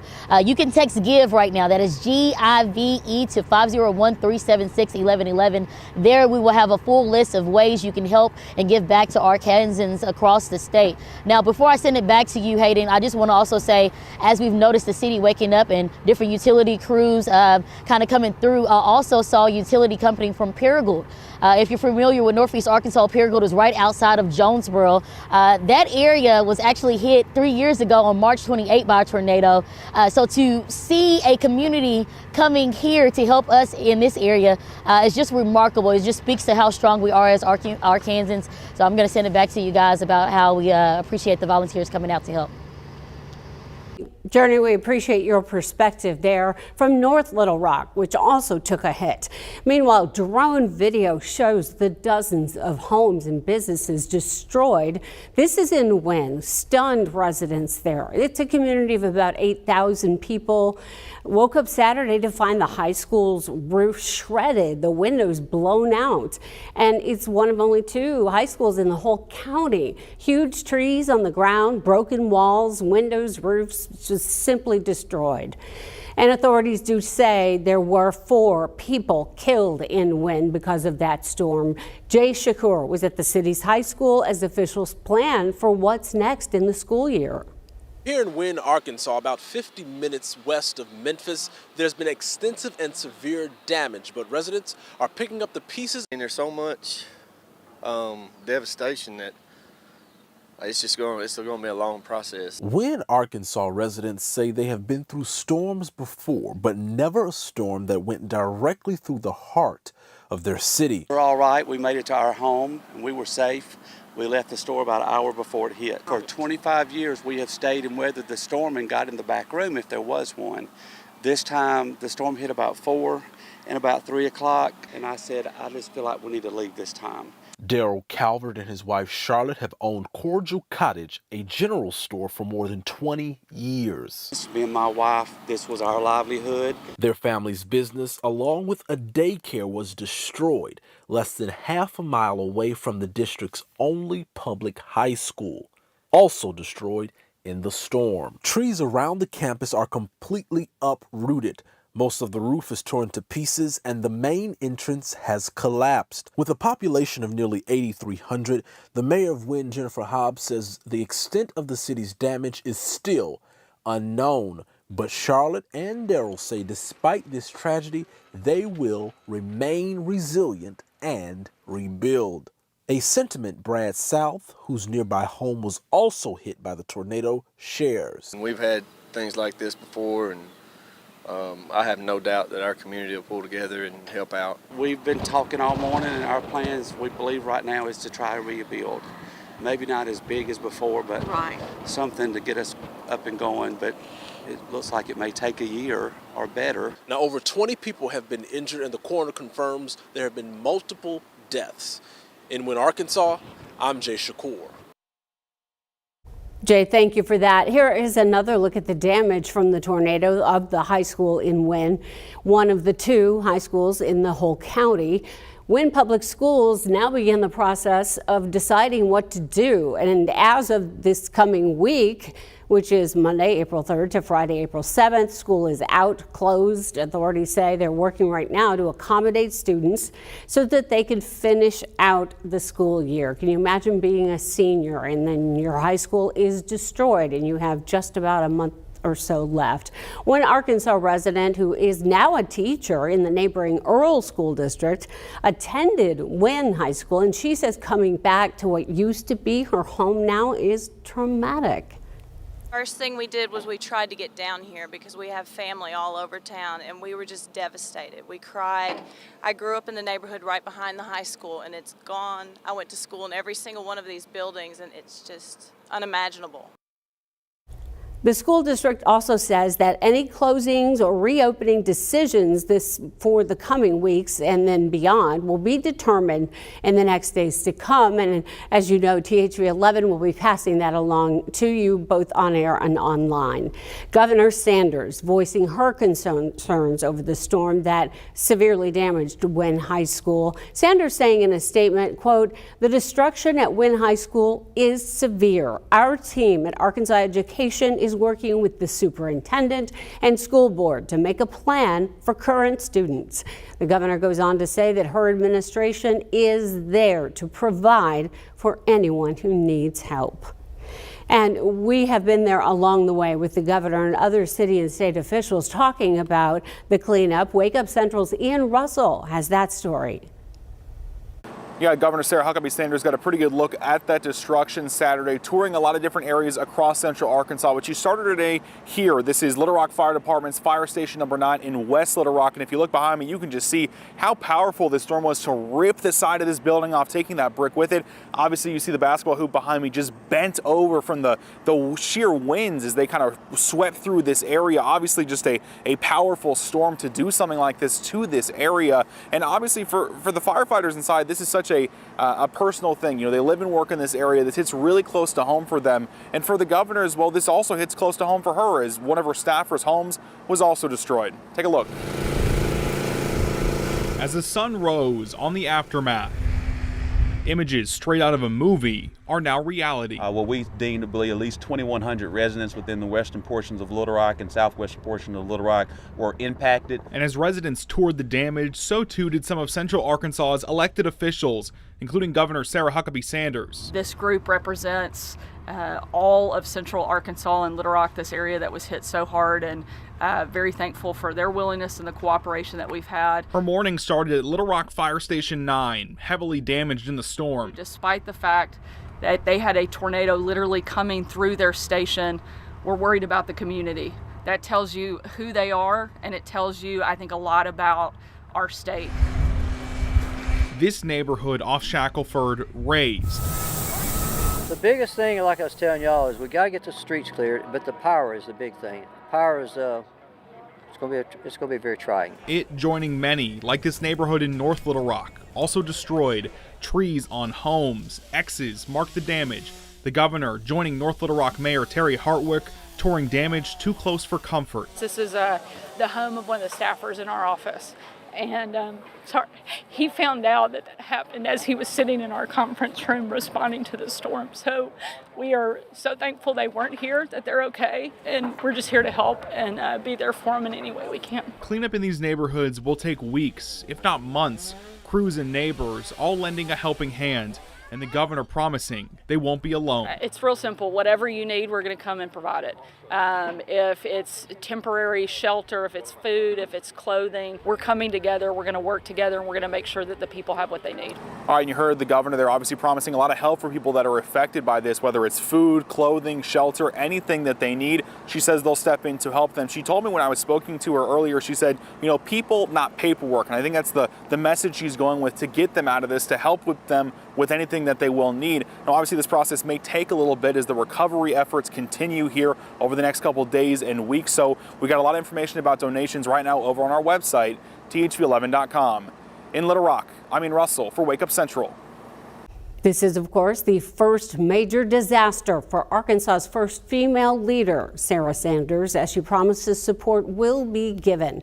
And in the meantime, THV11 has compiled a lot of information about resources that are available and information if you'd like to volunteer. You can find that anytime on thv11.com. So let's take another look now at what people in Jacksonville are looking at today.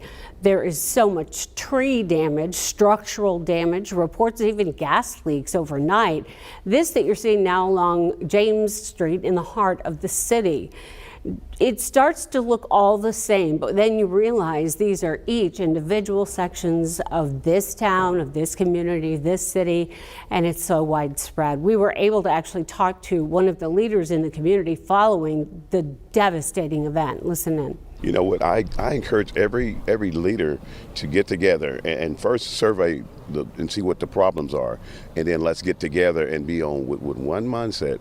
Let's do it step by step, because when we fragment it, we don't get things done. We got to be together on what we do and make a plan first. You always got to have a plan on what you're going to do and how we're going to do it. So I have no doubt that we're going to survive this, and we're going to come back even stronger and better.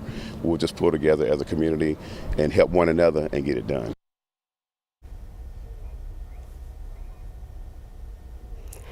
And you just heard from Pastor Eddie. He's a pastor of a church that was, in the last year, paid off the note to the church. So newly paid off, and now it is very significantly damaged. As soon as the devastation occurred, people began coming out to assess and look and volunteer, helping out anyone any way they can. So for the weather, let's go back to meteorologist Corrales Ortiz. She has a look at what we can expect today as people will begin the rebuilding and looking ahead to another system. Corrales? Yeah, this weekend has been very needed, not only for just the recovery efforts to kind of give people a little bit of some peace of mind, just because I know it was a little bit jarring dealing with that active weather Friday, so it was nice to have a little quiet stretch as well. We are going to continue that for your Sunday. We'll be seeing a mild day, temperatures nearing mid to upper 70s, possibly 80s to our south. Clouds will be increasing throughout the day, will be mild and breezy overall, but we do have the chance for some showers later tonight. Right now, this is what we're seeing on our satellite and radar. Thicker clouds to our south and a few showers across Louisiana. We'll be seeing some more of those showers move across the southern half of the state throughout the afternoon and evening hours, wrapping up at about 12 o'clock, 1 o'clock this night, and we'll be quiet for the rest of the overnight hours into your Monday, which is good news. Only just a little rumble of thunder here or there. This is primarily going to be some scattered showers, but unfortunately the same cannot be said for Tuesday with our next storm system that we're already looking out for. Again, this is severe weather season, and this is going to be our 9th consecutive week of dealing with some active weather in our forecast. This has been going on since the second week of February, and we're going to be seeing, unfortunately, at level 3 out of 5 for a good portion of the state in terms of the potential for severe storms, and then elsewhere in surrounding areas at level 2 out of 5. What does that mean? Well, we are expecting all severe weather modes in place. That includes the potential for some large hail up to golf ball size possible. We could be seeing some damaging winds from some of these storms, and unfortunately some of these storms could also have the potential of producing some tornadoes. Not something we want to hear. Again, a lot of people are still heavily traumatized with what's happened on Friday, and so this is just going to keep adding on to that. But I'm going to break down in terms of what we're going to expect for your Tuesday futurecast. The timing of this is expected to change. A lot of updates will be expected over the span of the next 2 to 3 days leading up to Tuesday. We could, as early as Tuesday afternoon, see a few spotty showers. I do feel like the timing of this is happening later into the evening and overnight hours. Unfortunately, not something we always want to see happen when it comes to severe weather into the overnight hours. This is how it could look like by 11 o'clock on Tuesday, with some scattered showers and storms already forming ahead of that cold front that will slowly push on through. Could be a lot more widespread by your Wednesday morning. Still expected to hang on to the threat for some that severe weather Wednesday morning, making its way on out and improving throughout the day Wednesday afternoon. And we could be seeing some of those showers kind of sticking around as that cold front slowly pushes on through and staying to our south. Just a reminder that our THV 11 crew and parts of the National Weather Service kind of working together for our Weather Watchers event will be in Pine Bluff for tomorrow. Of course, you can ask us any questions in regards to the severe weather threat, and we'll of course be there to help you hopefully answer some of those questions as well. But yeah, be weather aware with that severe weather potential later this week. 8:30 a.m. We have developing news into the THV 11 newsroom. Breaking this morning, after months of speculation, former Arkansas Governor Asa Hutchinson is announcing he is running for president. He did just a short time ago during an interview on ABC's This Week. Of course, the former governor has spent the past few months visiting battleground states, including Iowa, hinting at a possible presidential run. He's been critical of former President Donald Trump, who has also declared a 2024 run, but is also facing an indictment in a case in New York City. Only days ago, Hutchinson called for Trump to drop out of the race, both of them Republicans.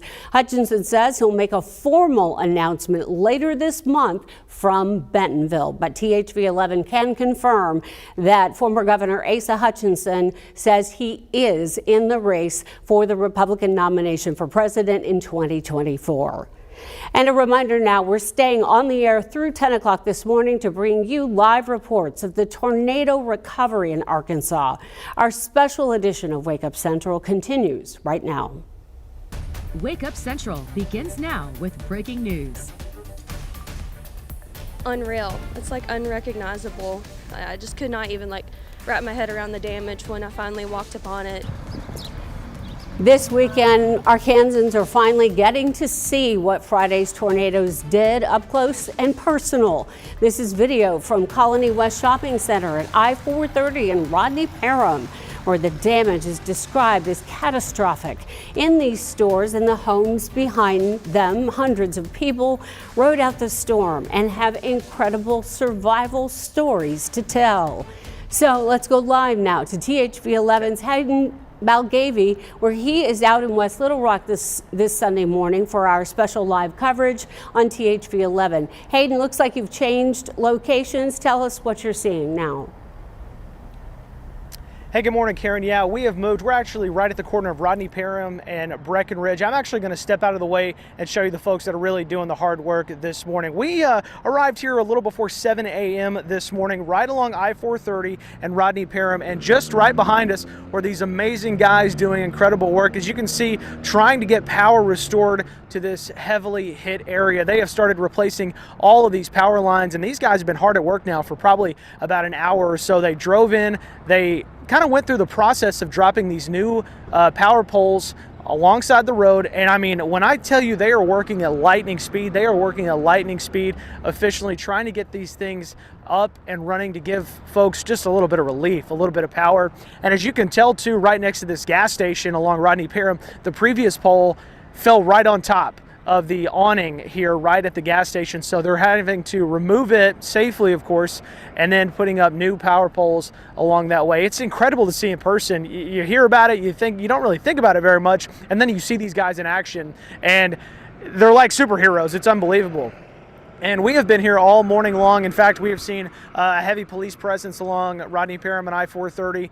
Little Rock Police has been out here. Security has been in the Kroger parking lot, as well as the Arkansas National Guard. We were actually heading into the Kroger parking lot, and we were met by security, and they asked us if we could move and not get into the parking lot so that folks could do their jobs. We said absolutely, we don't want to get in anybody's way, and we've actually moved down just a little bit to let these guys do the amazing work that they are doing this morning. Again, at last check, around 28,000 Arkansans currently without power, but hopefully that number will continue to go down. I believe yesterday morning it was around 55,000, so that number continues to come down because of amazing folks like this, working hard, doing exactly what we need them to do. And again, on a beautiful Sunday morning here in Little Rock, right along 430, where that devastating tornado traveled and went right through this area, an area folks never thought a devastating tornado would go. We're looking at devastation. I've seen homes that are completely destroyed. It's amazing to see. You can't believe it. And until you see it in person, it's hard to get an idea of what exactly a lot of people are going through. And again, we're going to come together. We're going to share some information about how you can help. Again, 501-376-1111. Just text that number and you can be able to help out someone. And I'm sure you do know somebody impacted by this devastating tornado, not only here along Rodney Parham and I-430 in Little Rock, but further west in West Little Rock, across the river into North Little Rock, near Burns Park, into Sherwood, into Jacksonville. That devastating tornado, as Corrales has been talking about, and just how long it was on the ground and how much damage it actually did. We'll have much more from Rodney Parham a little bit later in the show, but Karen, I'll send it back to you for now. All right, Hayden, I want to ask you though, you have a new child who's not quite 2 months old, and you live not far from where you're standing. You too have a perspective as an Arkansan who rode this out not knowing what was going to happen. Tell us about it. It was startling, to say the least. You don't expect to be putting little man in the closet. He was born 6 weeks ago on Friday. He was 6 weeks old on Friday, and then just like everyone else, I got off work. We, of course, did Wake Up Central on Friday. We had lunch, my wife and I, and Tanner went and had lunch, and he just slept. And all of a sudden, around 1:30, 1:45, things got serious, and we were listening to Tom Brennan. We were listening to Scott Covert, Corrales Ortiz, Nathan Scott, and we realized how serious the situation became. And we got in the closet, and our electricity went out. And again, as everyone describes it, anyone you ever talk to, if they've been around or near a tornado, you hear that roar, and it sounds like a train, and we heard it. And it was kind of just about a 10-second, 15-second thought of, okay, are we about to have a serious situation? And our home did not sustain any damage, but unfortunately, I live a couple of blocks away from the crossing of Mississippi and Cantrell, not too far from this location, maybe 5-10 minute drive, and it was heavily hit. This area was heavily hit. The Purple Cow, as you saw, was completely torn up. Pulaski County Title Building was completely torn up, and all those restaurants right along there. We go to that Purple Cow, Karen, every weekend. We always eat there, and so it's devastating to see. You count your blessings. You thank the good Lord above that you are okay, your wife's okay, your son's okay, our pups are okay, and so it is strange, but we're okay. Well, I asked you that. A lot of Arkansans suffer a lot more, and we need to help them out. Yes, of course, and we do have that way to give. But I asked you that question because you too represent exactly what's in the hearts and minds of people who had that uncertainty in those 15 seconds. Because in modern history, it hasn't happened here in this area. So thank you, Hayden, for that perspective once more. And so glad that everyone is okay, that is in your family and the others in the area as well. We'll talk to you a little bit later, but thank you for that. I appreciate it. Right.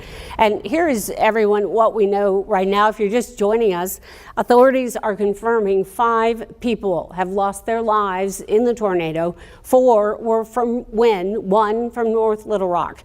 The National Weather Service says the tornado that caused the damage in Little Rock was an EF3 tornado, in a tweet saying, quote, damage with winds up to 165 miles per hour have been observed. And Corrales Ortiz tells us that's on the higher end of the EF3 scale.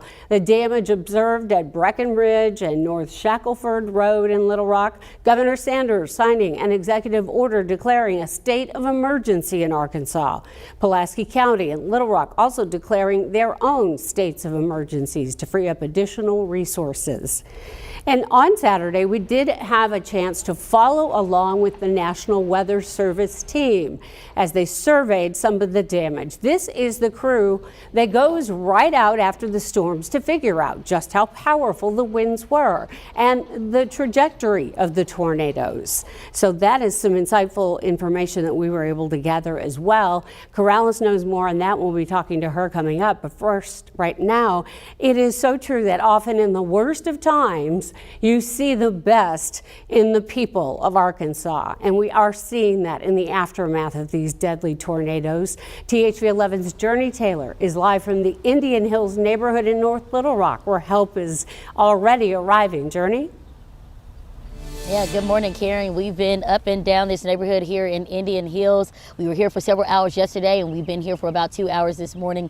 We're starting to see the neighborhood wake up and start to do a lot of cleanup, but you also see the hands of the community from yesterday with several pals on the corner waiting on that junk and that trash to be picked up from the city. Now, you can also see that help coming in as people help their neighbors for their lives that have been impacted and has changed forever now. It's hard. It's hard. I was in shock. It's a new day, but the pain is still being felt. Brenda Goodson has lived at the corner of Osage in Pontiac in North Little Rock for the last 29 years, a place where she raised her family. I'm alive. My daughter's alive. We found all our pets. All this doesn't really matter. All these people, most of them I don't know. And I just appreciate the help. Many have no clue what's next for their homes and lives, but today, trusting and leaning hard on their community. And even for those not directly impacted, like Pastor Chopper Ward of Rock City Church in Sherwood and his congregation, he says this is the time to show what works of faith truly means. And I believe what the enemy meant for evil, God's going to turn for good. So this is an opportunity for the church to either put up or shut up. Yeah. So we say one thing behind the pulpit, but this is the time when we really get to act like the church. Volunteers coming from near and far, and even helping in communities they've known all of their lives. It is emotional. It is hard to see because I grew up here, I know this area, and these are real people, and they're having real experiences. The ones here today, tomorrow, and the days to follow, understanding that the biggest help at times is not always physical. We'll be going out and assessing damage in the area, talking with these residents about what kind of support we can give them. It could be anything from spiritual to mental to medical needs if they've lost medicines, if they've lost any of their medical equipment, and financial needs as they become available. You at home may want to help in some capacity. Red Cross says if you need help, call 1-800-RED-CROSS. But if you also would like to help, you can also call that same number. Again, that is 1-800-RED-CROSS. Now, we also here at THV, we also want to make this process easy for you. We have a full list of ways you can give. You can text GIVE to 501-376-1111. There we have a full list of ways you can give and help. Again, text GIVE to 501-376-1111. Karen, back to you. All right, thank you. Thank you, Journey. We appreciate your perspective in North Little Rock, and we hope folks will go ahead and text to find out information about that. So thank you, Journey.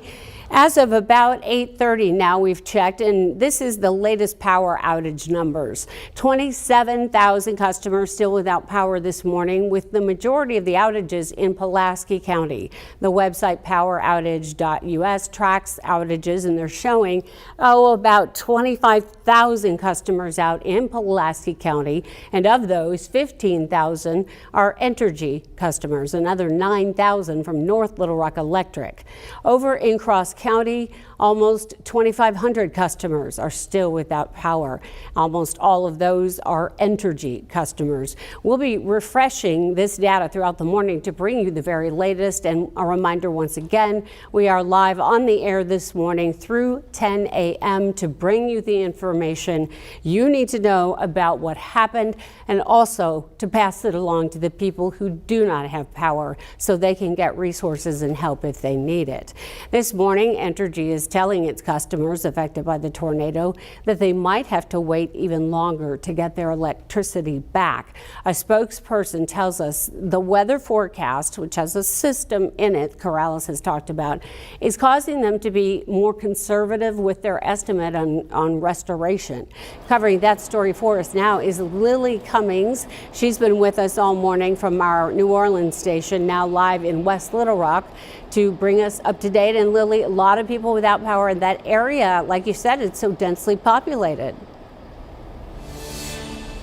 Karen, that is correct. Thousands of folks without power here this morning. Now, I do want to show you what's going on behind me here. We have more than a dozen lineman trucks here on Napa Valley Drive that have pulled up, and as you can see, they are even installing these power poles as we speak. And I told you all earlier that when I spoke to a spokesperson with Entergy Arkansas last night, she was explaining to me, it can take between 2 and 8 hours to install one single power pole, one single transmitter. So a lot of work going on here today.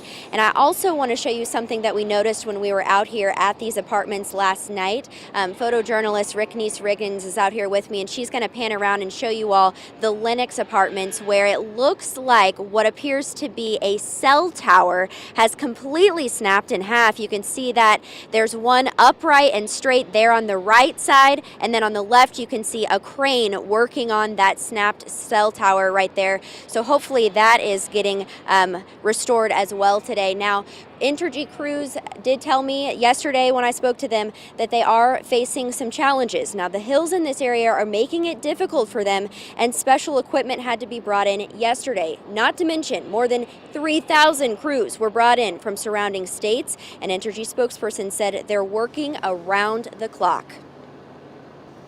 We've brought in additional folks, so you may see that some crews are taking breaks, but that's because you don't want people out there messing with your electricity if they are tired, if they are hungry, if they are fatigued.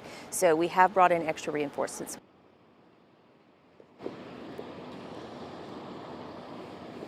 Now, speaking from perspective here, being from New Orleans, knowing what it feels like to be without power and wanting to see those linemen show up and render their assistance, it was a great sight to see just a few hours ago as those linemen pulled up. All of these guys have Texas license plates, so they're coming from that area of the region to help Arkansas. I was told yesterday that about 50 linemen from New Orleans are here helping you all as well, and so that was great to hear that we are helping each other out during this difficult time. All right, Lily, we certainly appreciate all the help from the other states, and of course Arkansas linemen do the same. We appreciate it. We'll talk to you later, Lily. Damage across the area in central Arkansas, Cabot, one of the communities hit by the storms. Take a look at some of the structural damage that happened there. Buildings and homes destroyed, lots of trees, this shed just blown to pieces, the roof of this home gone. One Cabot resident, Joanne Dedrick, says she and her husband were able to make it to safety before the strong winds blew by their home. Well, we heard it down the road coming and we ran in the house, and we like to not have got in the hall and covered up with some stuff before it started banging and booming everywhere. It was awful. It was pretty loud. We thought the house was going. Joanne says thankfully her family is safe, and now they will begin the cleanup of all of the devastation left behind.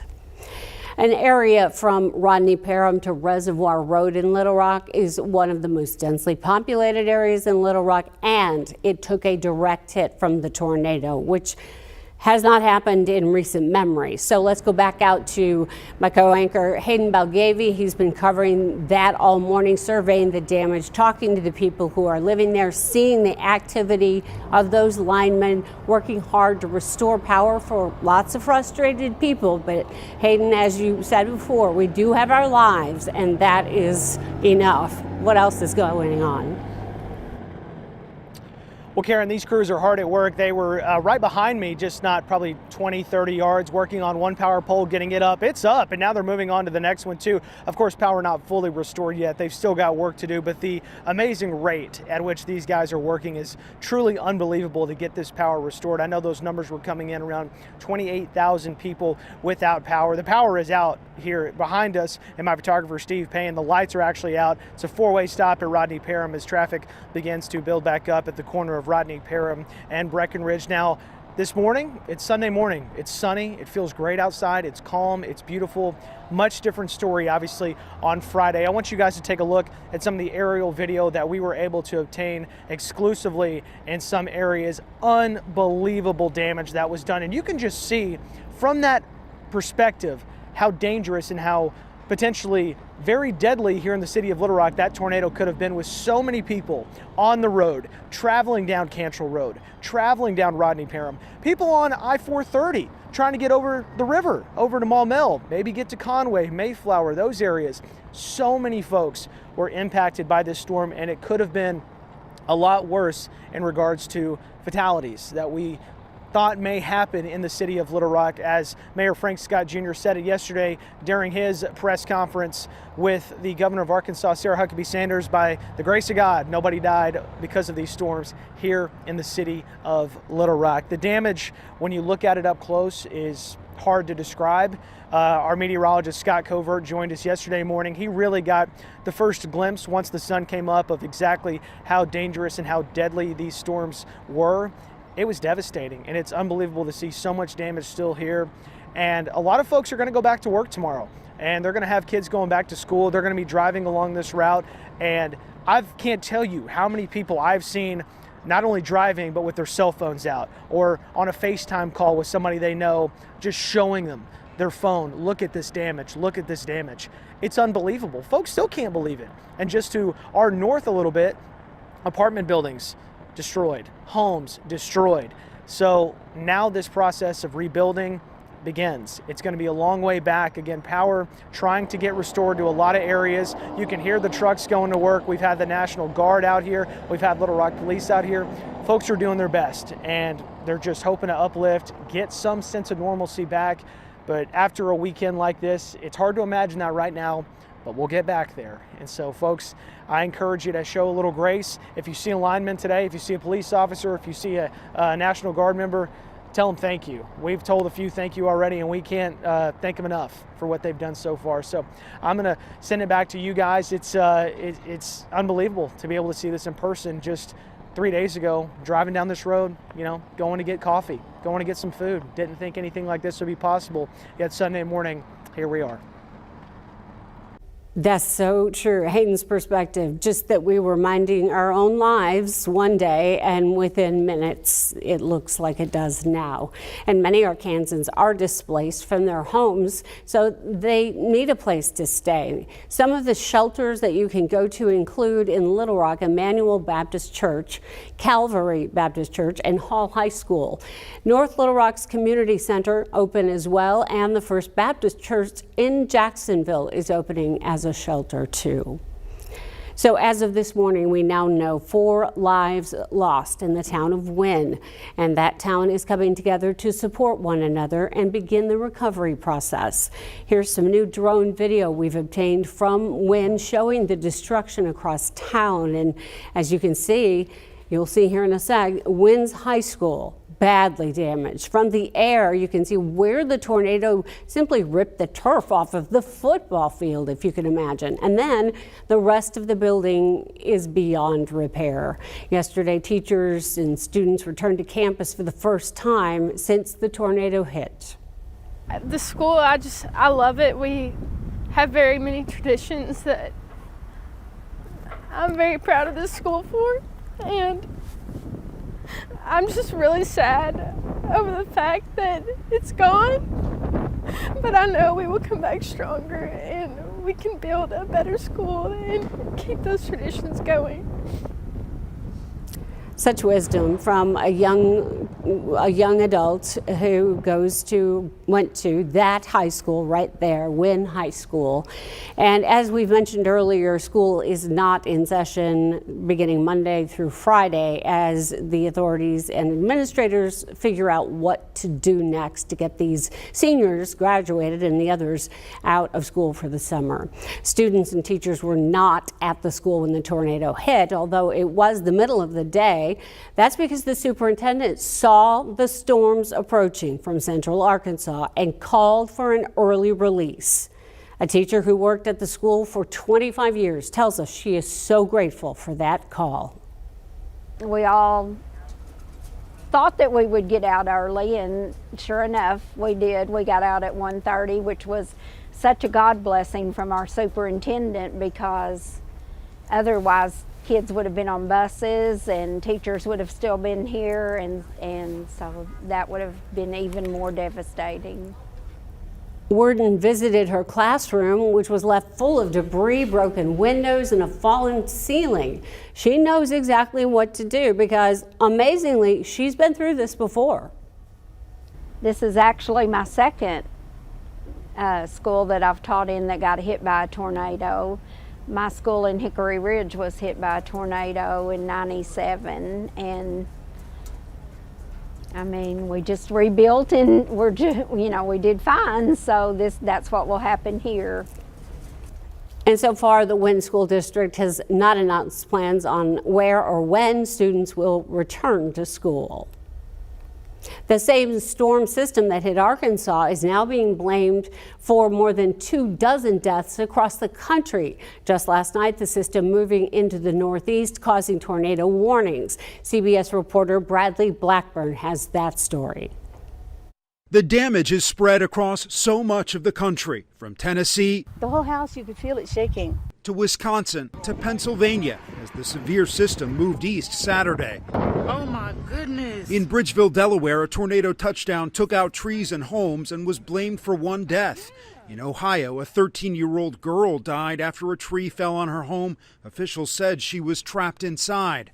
In Sullivan, Indiana, at least 3 people killed Friday and 200 buildings heavily damaged. And from Belvedere, Illinois, more video shows the terrifying moments inside the Apollo Theater after the roof collapsed during a concert.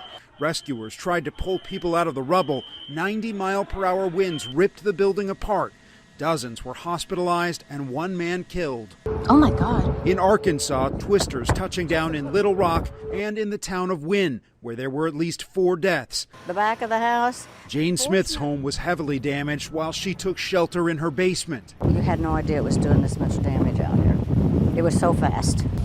Little Rock resident Cody Coombs survived a close call, sitting in his truck when the winds intensified and a tornado approached. Yeah, 100% did think I was going to die. His dash cam captured debris flying in the air, trees toppling, but his truck was spared. I got a little crack in my windshield. I'm very lucky.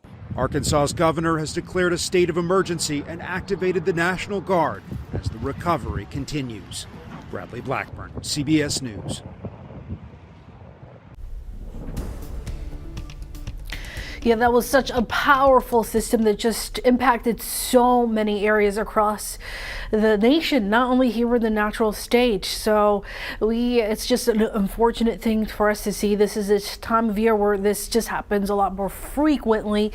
Fortunately, the weather has been a lot calmer for us over these next few days to kind of help us really grasp what's going on and help with those recovery efforts. Here's what we're looking at for your Sunday. It's going to be another beautiful day, starting off with some of that sunshine. Cloud cover will be increasing throughout the day. It'll be a mild and breezy, temperatures in the mid to upper 70s later this afternoon.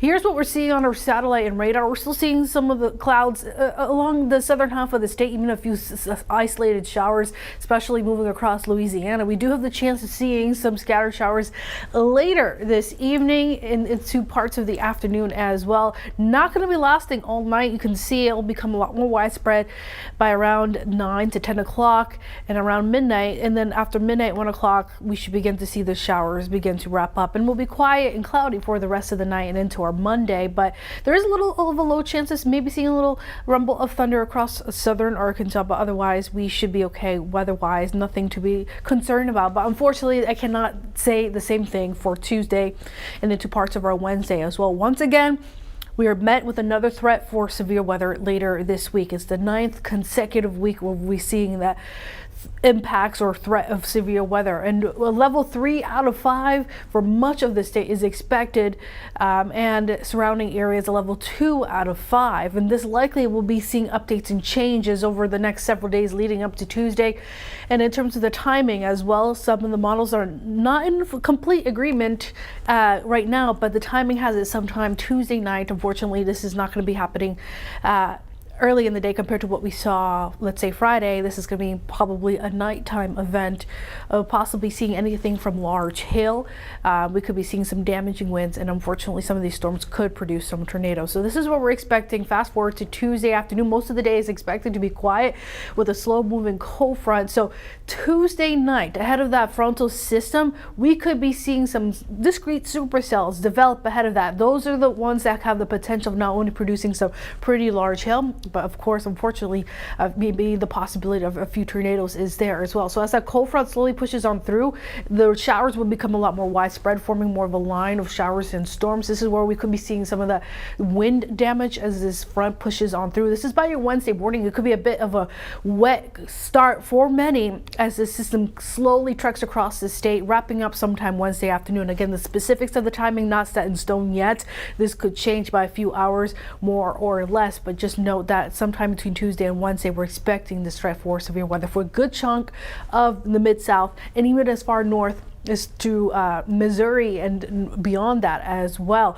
So by the time we go to get towards the end of this upcoming week, we'll start to see some spotty chances for some showers in the forecast as that cold front kind of lingers to our south. But just a reminder that we do have a Weather Watchers event with the THV 11 weather team, and of course even the National Weather Service members, although it might be a little bit busy for them as they continue to assess some of the damage that we've been experiencing from the tornadoes on Friday. Tomorrow we'll be in Pine Bluff from 9:30 to 11:30, and every Monday we'll be in a different area.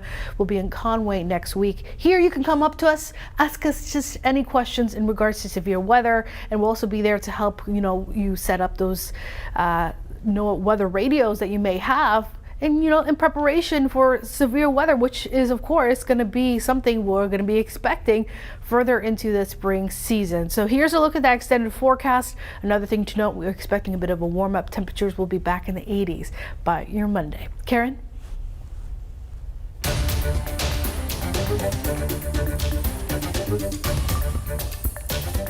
All right, Corrales, thank you so much. We do have some breaking news to tell you about. We have learned that former Arkansas Governor Asa Hutchinson has declared that he is, in fact, running for president. This is not something that was unexpected, though we had not yet heard when he would make the announcement. So if you're just joining us, weather is not the only story. Former governor of Arkansas, Asa Hutchinson, announcing in an interview on ABC's This Week that he is going to be running for the Republican nomination for president in 2024. He's been a critic of former President Donald Trump, who has also declared a run in 2024, but also is facing an indictment in a case in New York City. Just days ago, Hutchinson called for Trump to drop out of the race. Hutchinson says he'll be making a formal announcement later this month in Bentonville. Here he is moments ago on ABC's This Week. I have made a decision, and my decision is I'm going to run for president of the United States. While the formal announcement will be later in April in Bentonville, I wanted to make clear that to you, Jonathan, I am going to be running. And the reason, as I've traveled the country for 6 months, I hear people talk about the leadership of our country, and I'm convinced that people want leaders that appeal to the best of America and not simply appeal to our worst instincts. And that inspires me when I see everyday Americans just saying, give us good leadership, give us common sense, consistent conservatism, and optimism about our great country. And that inspires me, and I believe I can be that kind of leader for the people of America. And there you have it. Not unexpected, but former Arkansas Governor Asa Hutchinson announcing he is joining the race for the Republican nomination for president in the election in 2024. We are expecting Lance Turner, editor of Arkansas Business, and a Wake Up Central member to join us live later in this hour to discuss this huge development. And a reminder to those of you who are new to joining us right now, we're staying on the air commercial free through 10 o'clock. It's to bring you live reports and see the tornado recovery, the devastation, and what lies ahead. Our special coverage continues right now. Wake Up Central begins now with breaking news. I mean, God protected this town, and He will rebuild it, and everything will be fine again. Tornado survivors speaking out as they see the damage that's happened now from Friday's storms firsthand. Look at this. In the town of Wynne, the tornado cutting a path clear through town and killing 4 people. This morning, neighbors are at local churches as they pray for the victims' families, and all of the volunteers arriving to help Wynne get their town up and running once again. Shocking scenes above Little Rock as well. This is exclusive chopper video from THV 11 of several areas of Pulaski County, from Chenal to Shackelford to Rodney Parham and North Little Rock. Parts of the community seem virtually unrecognizable. This morning, we're on the air live through 10 o'clock as we bring you coverage of the recovery and the rebuilding on what has been a beautiful Saturday and so far a beautiful Sunday. So we welcome you to our special live coverage on THV 11. I'm Karen Fuller. Of course, Hayden Balgavy, my co-anchor partner, lives in West Little Rock, and he is out there now. And Hayden, tell us about what you're seeing. Maybe some more activity by linemen? Hey Karen, good morning. We are actually at the corner of Rodney Parham and Breckenridge. I'm going to step out of the way because, as you mentioned, those linemen are hard at work, and these guys showed up around 7 o'clock this morning. You can see the previous power pole that has fallen on top of the awning of this gas station. Again, we are right by Rodney Parham and the entrance to I-430. These guys have been hard at work all morning long, and it's just fascinating to see how not only quickly they have been working, but efficiently to get those power outages down. Again, at last check, that number was around 29,000 Arkansans without power. But my photographer and I, Steve Payne, were standing here and just talking to them a little bit about how quickly and how amazing this process is. But again, I know everyone wants their power back on immediately. It is going to take some time, but these guys are hard at work, and just discussing with how much they have to do. This is going to be a long recovery process. This is going to take quite a bit to get done. And as you can see right here in this live shot, these guys are trying to get this old damaged power pole off of the awning of this gas station. This is no easy task, but they've been working on it now for just a little bit. They've already, just to the left of the old power pole, put in a new power pole, and it looks like right now they're pulling on it to try and get this thing out of here. The damage has been extensive in this part of Little Rock. Again, we are at Rodney Parham and I-430, right near Breckenridge Village, which was damaged heavily on Friday by that tornado. Just to our north area, homes, apartments, heavily damaged, some even destroyed, as these folks are hard at work trying to get just a little bit of normalcy back to not only the city of Little Rock, but of course Pulaski County, as this storm, Corrales mentioned it yesterday on air during Wake Up Central Saturday, how this storm really first took hold and was noticed down in Garland County, just to the southwest of Hot Springs. Of course, tons of people in Hot Springs for the Arkansas Derby that ran yesterday, and then moved all the way through Saline County into Pulaski County, and really the heavy damage is right here where we are at Rodney Parham and 430. Just amazing to see these guys doing the work they're doing, and we are at a safe distance. We have pulled back. We asked them specifically, we want to make sure we're not in your way. You guys are doing the real work today, trying to help people out and get some power restored, but you can see this live on TV. Unbelievable. We're going to go ahead and step in and send it back over to you, Karen, but these guys are hard at work this morning. We will continue to have live reports right here at Rodney Parham as folks are getting back to some kind of routine. We've seen multiple people bringing food to these neighborhoods just to our north, and we'll have much more here in Little Rock in just a little bit. Wow, Hayden, to see it unfold in real time is amazing. To see the power crews, because you never know what they're doing. You hope they'll get it restored soon, and you've shown us exactly they are working and working diligently. So we'll see you in a bit. Thank you, Hayden. Aerial views really show the extent of the widespread damage. This is a look from the Calais Apartments in West Little Rock. We sent our drone up over the complex on Napa Valley Road. It's right next to the Vitality Living Pleasant Hills and assisted living facility, and as you see, the tornado destroyed both complexes. Think of all the folks who live there. Vehicles flung across the parking lot. Let's go back out live to reporter Lily Cummings. She's joining us from our New Orleans station to help us out cover the damage here in Arkansas. And Lily, more activity about the power where you are? Karen, that is right. We are seeing these guys so hard at work this morning. It's honestly incredible to watch them out here. It's starting to warm up here, and they are just carrying this power line down the road, stretching it out. And we also see a lot of guys out in these bucket trucks. The linemen are working, again, very hard to get all of this restored. Ricknese Riggins, our photojournalist, she's turning the camera around here so you all can get just a full picture view of what is going on out here. More than a dozen trucks showed up around 7:30 this morning. We were there and telling you that when that happened. Now look at these guys. They're up in these bucket trucks cutting down trees. So you think about this whole process. They have to cut down the trees to get to the damaged lines, and they have to get those power lines down, the power poles down, and completely replace them, run this new line out. I mean, it's just incredible what they're doing out here. And obviously this area is home to so many residents. It's a densely populated area because it is home to several apartment complexes. And now we spoke to one resident of the Lenox Apartments, where we're right outside of now. She was here yesterday evening gathering some of her things, and the roofs of the apartment at Lenox were blown off. Now several of them are now covered in blue tarps, and we told you earlier this morning there's folks out on those roofs nailing things down, making sure that they're secure. And she told us that her apartment fared well, but her windows were blown out. And she walked us through some terrifying moments on Friday as she took cover in her bathtub.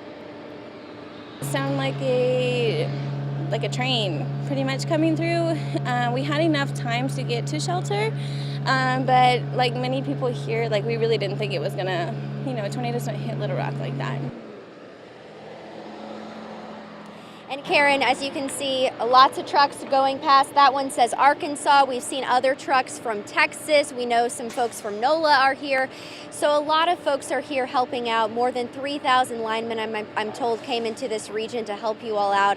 That is just so awesome to hear. And we will have much more on the power outages coming up in our 9:30 hour. Reporting live, Lily Cummings, THV 11 News. Thank you so much, Lily. We appreciate your help. It gives us a way to show viewers more of what is happening and where. So we love to see that activity, getting the power restored to people, because right now thousands and thousands are without. We'll see you again, Lily. So here is what we know, folks. Right now, authorities are telling us in all 5 people have lost their lives because of this tornado system, 4 in Wynne, 1 from North Little Rock. And the National Weather Service says that the tornado causing the damage in Little Rock was a Category EF3. In a tweet saying, quote, damage with winds up to 165 miles per hour are observed. The damage at Breckenridge and North Shackelford Road in Little Rock, and where Hayden is located. Governor Sanders signed an executive order declaring a state of emergency in Arkansas. Both Pulaski County and Little Rock also declaring their own states of emergencies in order to free up additional resources. So we're following these power outages and the restoration. As of 9 a.m., nearly 28,000 customers are still without power this morning. Now, the majority of those are in Pulaski County. This is the website poweroutage.us tracking the outages, showing almost 25,000 customers out in Pulaski County. About 15,000 of those are Entergy customers, another 9,000 from the North Little Rock Electric. In Cross County, it is showing that almost 3,000 customers are still in the dark. That number hasn't changed much. Almost all of those are Entergy customers. We'll keep refreshing this data for you throughout the morning as we're on the air till 10 a.m. without commercials. And so now we welcome you to the studio on Wake Up Central, joined by meteorologist Corrales Ortiz.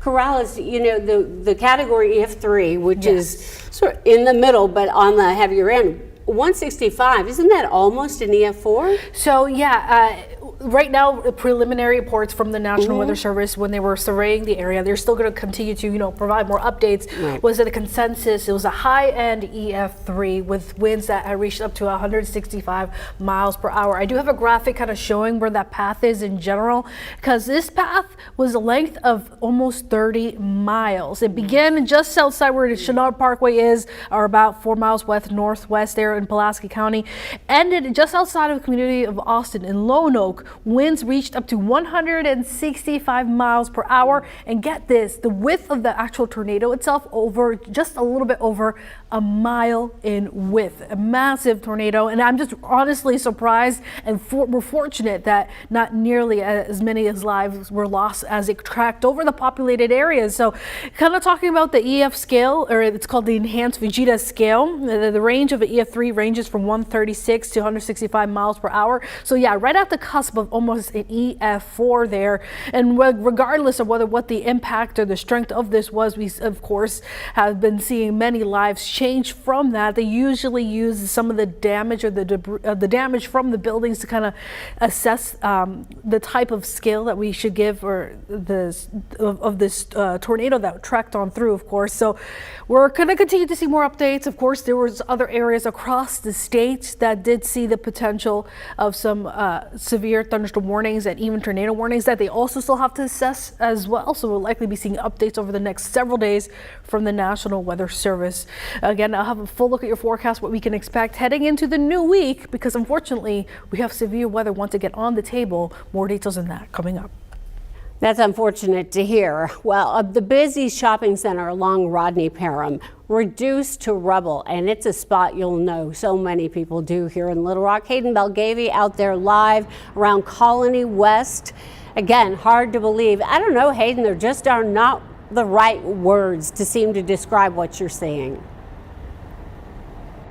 It's devastation, Karen. It's hard to believe. An area that we all know so well. We travel up and down Rodney Parham quite literally multiple times a day. A lot of folks do. The car over my left shoulder, you can probably see it behind us in our live shot. The windows are blown out on the driver's side. That car has been there obviously since Friday. But I want to show you what folks are doing now. I'm going to step out of the way and show you these amazing linemen that are hard at work. About 5, 6, 7 minutes ago, that power pole that you see in this live shot was actually on top of the awning of this gas station. These guys are doing amazing work getting these poles cleared, installing new poles to try and get that electricity back to so many people in this area. As you mentioned, Breckenridge Village, just to our south across the street here of Rodney Parham, and to our north, we have seen multiple homes, apartments that have been damaged. It's one thing to see on the ground in person, but what we want to do is show you some amazing aerial footage that we have exclusively obtained that really shows the extent of just how strong this tornado was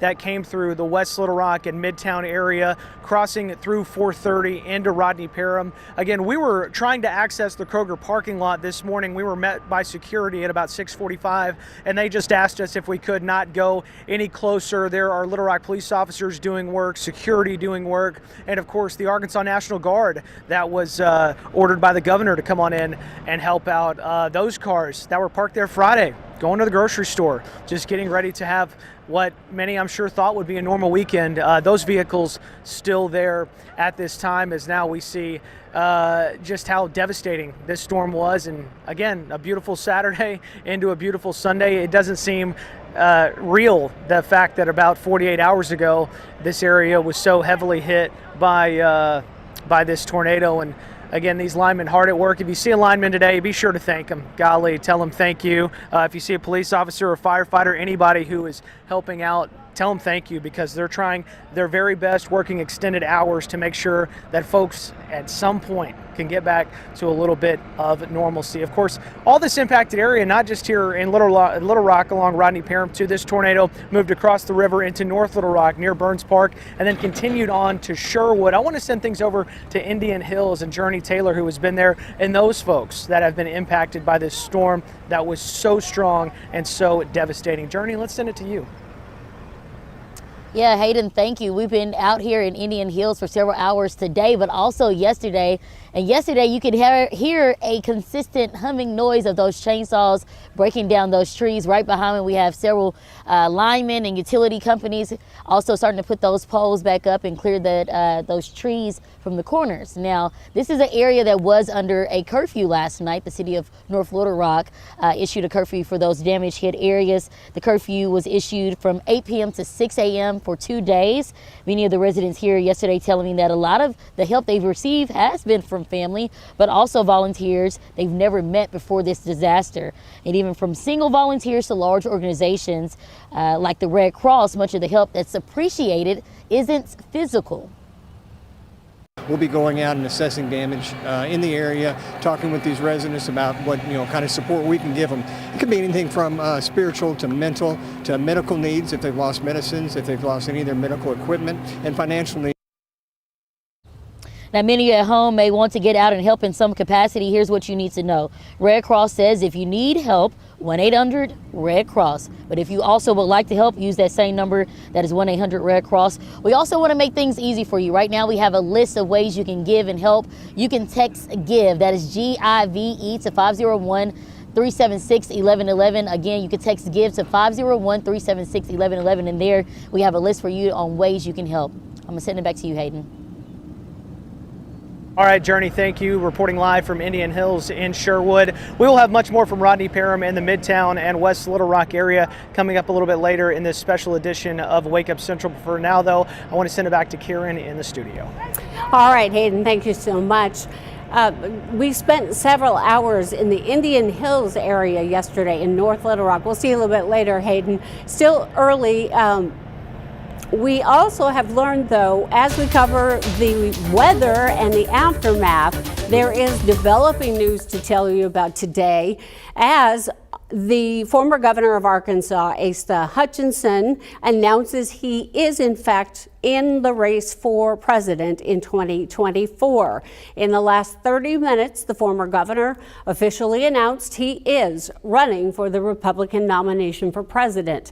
It came during an interview on ABC's This Week. Hutchinson spending the past few months visiting battleground states such as Iowa, with the first caucus in the nation, hinting at a possible presidential run. Hutchinson says he'll make a formal announcement later this month, and that will likely come in Bentonville. But here's part of his interview moments ago. You suggested recently that if Trump were to get indicted, that he should drop out of the race. Do you believe that now that he's been indicted? Should he drop out? Well, I do. First of all, the office is more important than any individual person. And so for the sake of the office of the presidency, I do think that's too much of a sideshow and distraction, and he needs to be able to concentrate on his due process, and there is a presumption of innocence. But the second reason is, throughout my 8 years as governor and as a political leader, I've always said that people don't have to step aside from public office if they're under investigation. But if it reaches the point of criminal charges that have to be answered, the office is always more important than a person. And he should step aside and no longer run. Well, he should, but at the same time, we know he's not.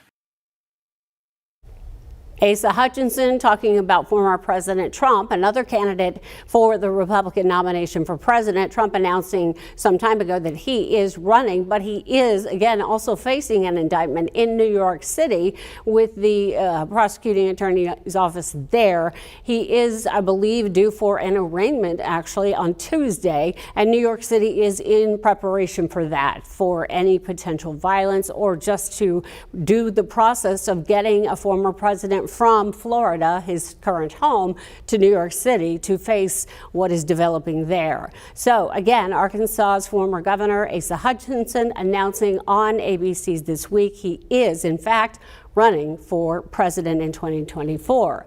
Back now to the other big story. As we've been telling you, at least 4 Arkansans have been killed in Wynne from the tornado.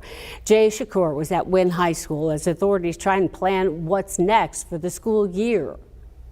Here in Wynne, Arkansas, about 50 minutes west of Memphis, there's been extensive and severe damage, but residents are picking up the pieces. And there's so much devastation that it's still going to be a long process. Wynne, Arkansas residents say they have been through storms before, but never a storm that went directly through the heart of their city. We're all right. We made it to our home and we were safe. We left the store about an hour before it hit. For 25 years, we have stayed and weathered the storm and got in the back room if there was one. This time, the storm hit about 4 and about 3 o'clock, and I said, I just feel like we need to leave this time. Daryl Calvert and his wife Charlotte have owned Cordial Cottage, a general store, for more than 20 years. Me and my wife, this was our livelihood. Their family's business, along with a daycare, was destroyed less than half a mile away from the district's only public high school. Also destroyed in the storm. Trees around the campus are completely uprooted. Most of the roof is torn to pieces and the main entrance has collapsed. With a population of nearly 8,300, the mayor of Wynne, Jennifer Hobbs, says the extent of the city's damage is still unknown. But Charlotte and Daryl say despite this tragedy, they will remain resilient and rebuild. A sentiment Brad South, whose nearby home was also hit by the tornado, shares. We've had things like this before, and I have no doubt that our community will pull together and help out. We've been talking all morning, and our plans, we believe right now, is to try to rebuild. Maybe not as big as before, but something to get us up and going. But it looks like it may take a year or better. Now, over 20 people have been injured, and the coroner confirms there have been multiple deaths. In Wynne, Arkansas, I'm Jay Shakur. Now, another look at the damage from the tornado at the high school there in Wynne. It's one of only 2 high schools across the whole county. Wynne Public Schools, of course, closed all of this coming week, which is Monday, April 3rd to Friday, April 7th. And administrators say they're working right now to accommodate students so that they can all finish out the school year. One Arkansas resident who's now a teacher in the neighboring Earl School District attended Wynn High School and says coming back to see what used to be her home is traumatic. First thing we did was we tried to get down here because we have family all over town, and we were just devastated. We cried. I grew up in the neighborhood right behind the high school, and it's gone. I went to school in every single one of these buildings, and it's just unimaginable. The school district is saying that any closing or reopening decisions passed this coming week will be figured out in the days to come, and we'll be sure and pass that along. We're also hearing more and more stories from people who rode out the storm. Wynn resident Jane Smith was one of many Arkansans affected by the tornado. She was one of the many gathered together in their safe place, as our meteorologist warned them Friday night. We were in the basement. 3 children next door, their parents, the dog, our dog, my 3 grandchildren, my husband and son. But you didn't realize, you had no idea it was doing this much damage out here. It was so fast. It was so fast. Sam Smith, her grandson, spoke about the experience of going through the storm from his point of view. Listen to this. We came when when the sirens started going off, so we had about 5 minutes from when we parked to when we had to come down here and sit down. The neighbors were with us. We might have had 13 people in here with us, and once the door closed, you could just feel the pressure. You can just imagine. He went on to say that it felt like atmospheric pressure. While they were sitting the storm out, they heard the wind, and it's always described like a train coming straight toward them. We're glad they're all okay. Now over to Jacksonville, and we'll take another look at what people are waking up to see today, day 2 now of the sunshine, and tons of tree damage, structural damage, reports of gas leaks last night, unconfirmed at this point, right along James Street in the heart of the city. And live on Wake Up Central, we were able to actually speak to one of the leaders in that community yesterday following the devastating event. You know what, I encourage every leader to get together and first survey and see what the problems are, and then let's get together and be on with one mindset. Let's do it step by step, because when we fragment it, we don't get things done. We got to be together on what we do and make a plan first. You always got to have a plan on what you're going to do and how we're going to do it. So I have no doubt that we're going to survive this, and we're going to come back even stronger and better. We'll just pull together as a community and help one another and get it done. That gentleman is a pastor at a church there in Jacksonville that had just paid off their note and now have significant damage. As soon as it was safe to do so, people have been coming out together to help one another. And we have so many of you reaching out to us here at THV 11 around the clock, asking how can you help people impacted by the storm? Knowing how is a tough question. So we have set up a link to make it easier. You can text the word GIVE to the number here, right here. It is 501-376-1111. GIVE to 501-376-1111. You'll see a list of ways to help those people. The link will be sent straight to your phone with the organizations looking for help and how you can pitch in. So once more, text the word GIVE, G-I-V-E, to 501-376-1111. Now let's turn back to meteorologist Corrales Ortiz. A gorgeous day, Corrales. It's so hard to know what has happened and see such a beautiful sky. I know, and it's an interesting way that our weekend has been. We've been enjoying this quiet, beautiful weather. It's very much needed after the active day that we had on Friday, and it's just really going to help with those recovery efforts. Unfortunately, we do have some changes in the forecast I do want to address, just because we are still very much in the middle of that severe weather season, and that means we are going to be seeing another potential for some strong to severe storms in our forecast. But most importantly, we are enjoying quiet weather this weekend. We are going to see some showers actually arrive later tonight for some of us later into the state, and then we'll be quiet to start off the beginning of the new week. And then we have the severe weather potential from your Tuesday into parts of your Wednesday as well. So cloud cover will be gradually increasing throughout the day today. It's going to be mild. We'll be nearing the mid to upper 70s for some, especially across southern Arkansas. And then later this evening, we'll see the arrival of some of those showers, which could have an isolated storm or two. Nothing severe is expected, which is good news. I know that it might be a little bit unnerving for some people who are still trying to adjust to this new normal with what everything happened.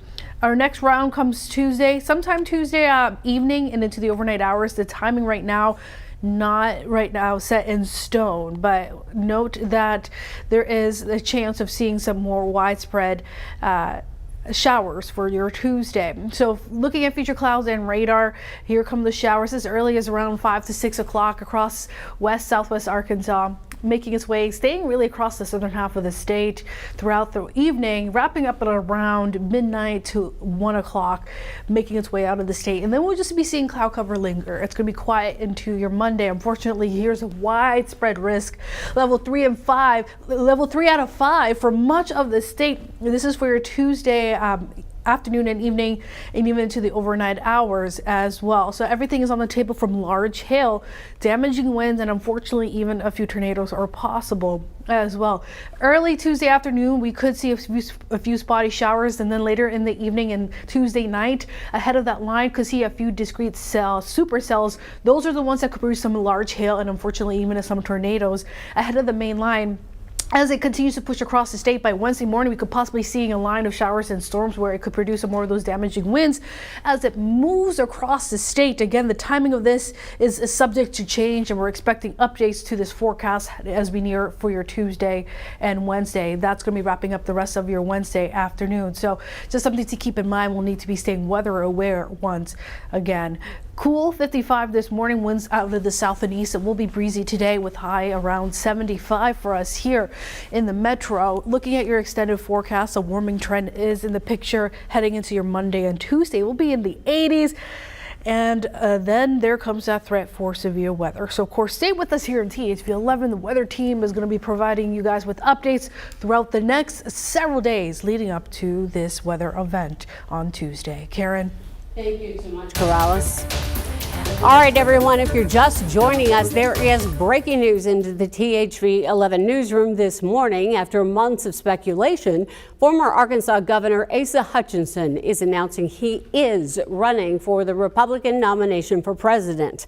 He did it minutes ago, actually, during an interview on ABC's This Week with Jonathan Karl. Hutchinson has spent the past few months visiting battleground states, so this was not unlikely, hinting at a possible presidential run. Hutchinson says he'll make a formal announcement later this month in Bentonville. And our own Arkansas business editor, Lance Turner, will be with us in just a few moments to talk about this historic development here. In the meantime, our special coverage of the tornado devastation and recovery continues right now. Wake Up Central begins now with breaking news. Unreal. It's like unrecognizable. I just could not even wrap my head around the damage when I finally walked upon it. This weekend, people are getting a look at what Friday's tornadoes did, and did quickly, up close and personal. You're seeing video from Colony West Shopping Center at I-430 in Rodney Parham. The damage is catastrophic there in the stores and the homes behind it. Hundreds of people rode out the storm, and they do have incredible survival stories to tell. It looks unrecognizable. Let's go back out to Hayden Balgavy. He is anchoring live for us on this Sunday morning. Our special live coverage of THV 11 rolls on. Hayden?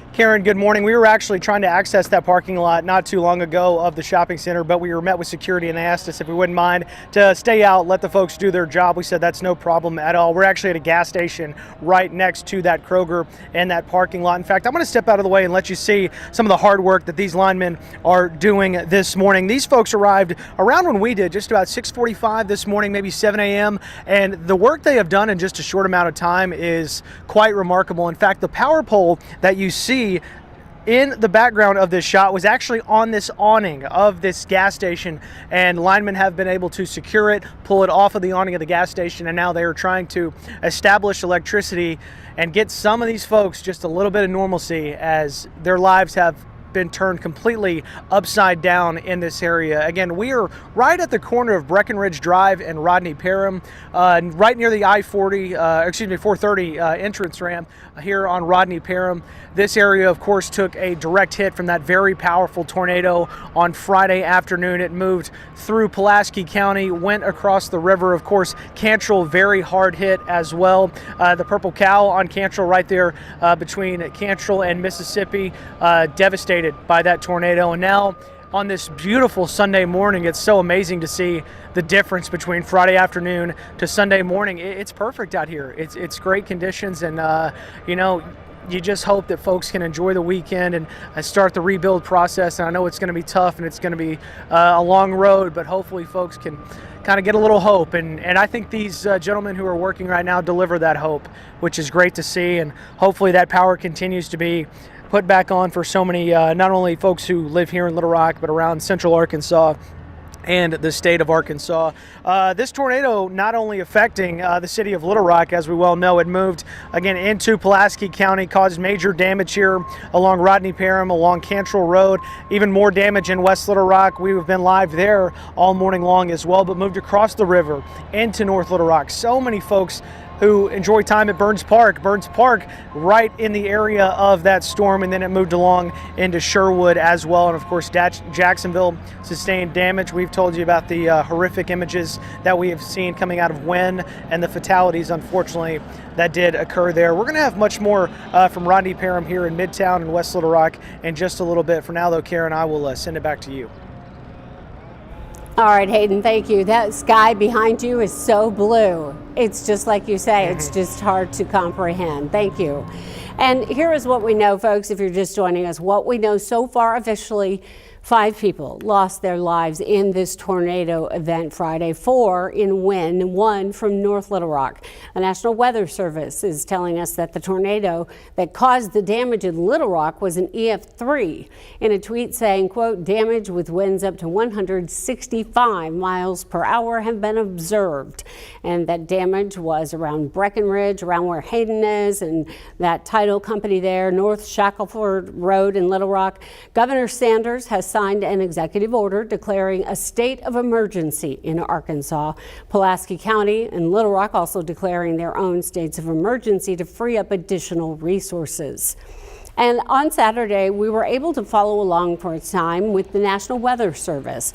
They were out surveying the damage. This is the team of experts who goes out right after the storms to figure out just how powerful the winds were. Now, how they do that, I have no idea, but they do it and they determine an early estimate.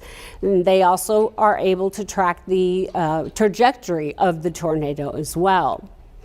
As you know, folks, in Arkansas, in the worst of times, we see the best of Arkansans. And we'll get to Journey Taylor's in North Little Rock in a minute. But as of right now, we have an update for you on the power outages. At 9:30, which is just about 7 minutes ago, a little more than 27,000 customers remain without power, with the majority of those outages in Pulaski County. There's a website, poweroutage.us, tracking them. They're showing 25,000 customers still out in Pulaski County. About 15,000 of those are Entergy customers, another 9,000 from North Little Rock Electric. Over to the east in Cross County, you see almost 2,600 customers in the dark. That's gone down by about 3,000 in the last couple of hours. Almost all of those are Entergy customers. And again, we're on live through 10 o'clock, so we'll keep refreshing this data and bring you the very latest on the power outages. Entergy is telling customers affected by the tornado they could have to wait longer than expected to get their power back. A spokesperson telling us that the weather forecast that Corrales told us about, another system in the offing in the next couple of days, causing them to be more conservative with their estimates. Covering that story for us is Lily Cummings, a reporter from our New Orleans station. She's live in West Little Rock, and she's been bringing us lots of different vantage points and stories about the power for all of those people who live out there along that area. Lily, what's the latest? Hey Karen, we are along Napa Valley Road here in West Little Rock, where several apartment complexes were devastated by all of this. Now, you did just mention that the power is estimated to come back on a little later than they first anticipated. That is correct. Entergy spokespeople told me yesterday that they are expecting it to now be Thursday on that because of, again, that weather forecast and just getting in here, being able to see some of this damage and realizing that maybe it's a little bit worse than they initially thought. So our photojournalist, Rick Neese-Riggins, is going to show you around kind of what's going on at this scene right now. So we have some bucket trucks. We have a lot of linemen that have come in from several states across the region, Arkansas, Texas, Louisiana, helping out this recovery effort. So they've been installing some power poles here, and they are just working so fast. It's honestly amazing to be out here seeing everything that they're doing. Now, I do want to mention, folks, if you are needing to travel in this area, definitely avoid this Napa Valley Road area.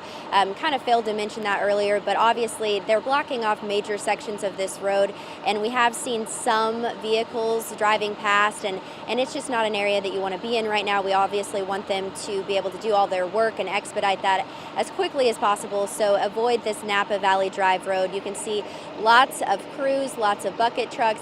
Again, this power pole here you can see is going up as we speak. We watched them drill the hole into the ground and then install that power pole, so that is going up as we speak. Lots of fallen trees and debris around that they had to initially, move all of that out before they could even install some of this new stuff. Now, we do want to give an update on some of the apartments that we are near. So we are actually standing right outside the Lennox apartments, and we do see a group of Red Cross volunteers that have just gotten here to assist some of the folks living here. This apartment complex, we have seen several blue tarps on roofs. We have seen them nailing down some additional tarps this morning, and crews out clearing debris, clearing fences, all sorts of stuff. So Red Cross is now on scene helping these folks out. And I also want to show you one more thing happening out here at these apartments. It is a snapped cell tower. I'm going to have our photojournalist is going to slowly pan up here so that we can show you all that as well. Rick Neese-Riggins working hard out here for us. Thank you, Rick Neese. So she's going to pan up to show you this cell tower that is snapped. There is a crane now that is working on that. You can see to the right there's a cell tower fully upright and straight. That one's good, but to the left, that one we noticed yesterday when we were out here that it is snapped. So a lot going on out here in West Little Rock right now. And Entergy did tell us yesterday that crews are facing some challenges, which is making this all a little bit more difficult because of the hills in this area. They had to bring in special equipment yesterday, and as we mentioned, lots of crews coming in from across the region to help out. More than 3,000 we're told came in, and an Entergy spokesperson said that they are working around the clock.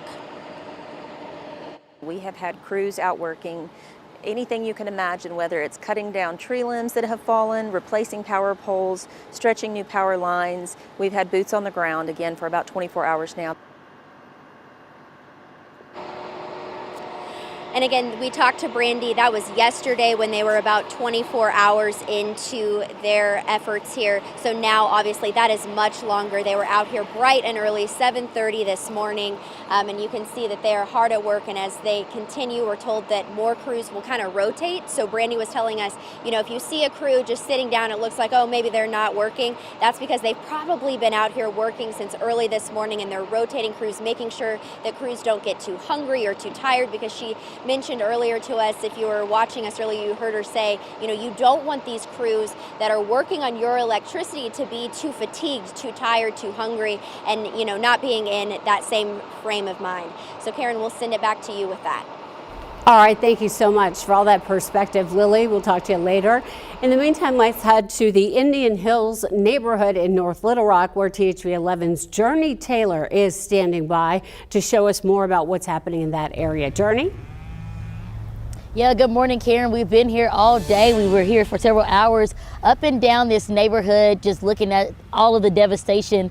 And while you can see the devastation, you can also see the help of the community. They've been out here helping those, make these piles of these tree stumps, making sure that they can get it out the way and get it to the curb so that the city of North Little Rock can also pick it up. Now, you can also see how they've been helping them with hope as their lives have changed forever. It's hard. It's hard. I was in shock. It's a new day, but the pain is still being felt. Brenda Goodson has lived at the corner of Osage and Pontiac in North Little Rock for the last 29 years, a place where she raised her family. I'm alive. My daughter's alive. We found all our pets. All this doesn't really matter. All these people, most of them I don't know. And I just appreciate the help. Many have no clue what's next for their homes and lives, but today, trusting and leaning hard on their community. And even for those not directly impacted, like Pastor Chopper Ward of Rock City Church in Sherwood and his congregation, he says this is the time to show what works of faith truly means. And I believe what the enemy meant for evil, God's going to turn for good. So this is an opportunity for the church to either put up or shut up. So we say one thing behind the pulpit, but this is the time when we really get to act like the church. Volunteers coming from near and far, and even helping in communities they've known all of their lives. It is emotional. It is hard to see because I grew up here, I know this area, and these are real people, and they're having real experiences. The ones here today, tomorrow, and the days to follow, understanding that the biggest help at times is not always physical. We'll be going out and assessing damage in the area, talking with these residents about what kind of support we can give them. It could be anything from spiritual to mental to medical needs if they've lost medicines, if they've lost any of their medical equipment, and financial needs as they become available. Home may want to help in some capacity. Red Cross says give them a call at 1-800-RED-CROSS if you need help, but also if you would like to help, you can call that same number again. That is 1-800-RED-CROSS. Now here at THV 11, we also want to make it easy for you. We have a way that you can give and help. Text GIVE. That is GIVE to 501-376-1111. Again, you can text GIVE, GIVE to 501-376-1111, and we'll send you over a list of places you can go and ways you can contribute to those impacted by this tornado. Karen, back to you. All right, Journey, thank you. It has been a big morning, lots of activity, and we have a lot of daylight left, so we hope they get a lot more progress accomplished. Thank you, Journey Taylor, live from North Little Rock today.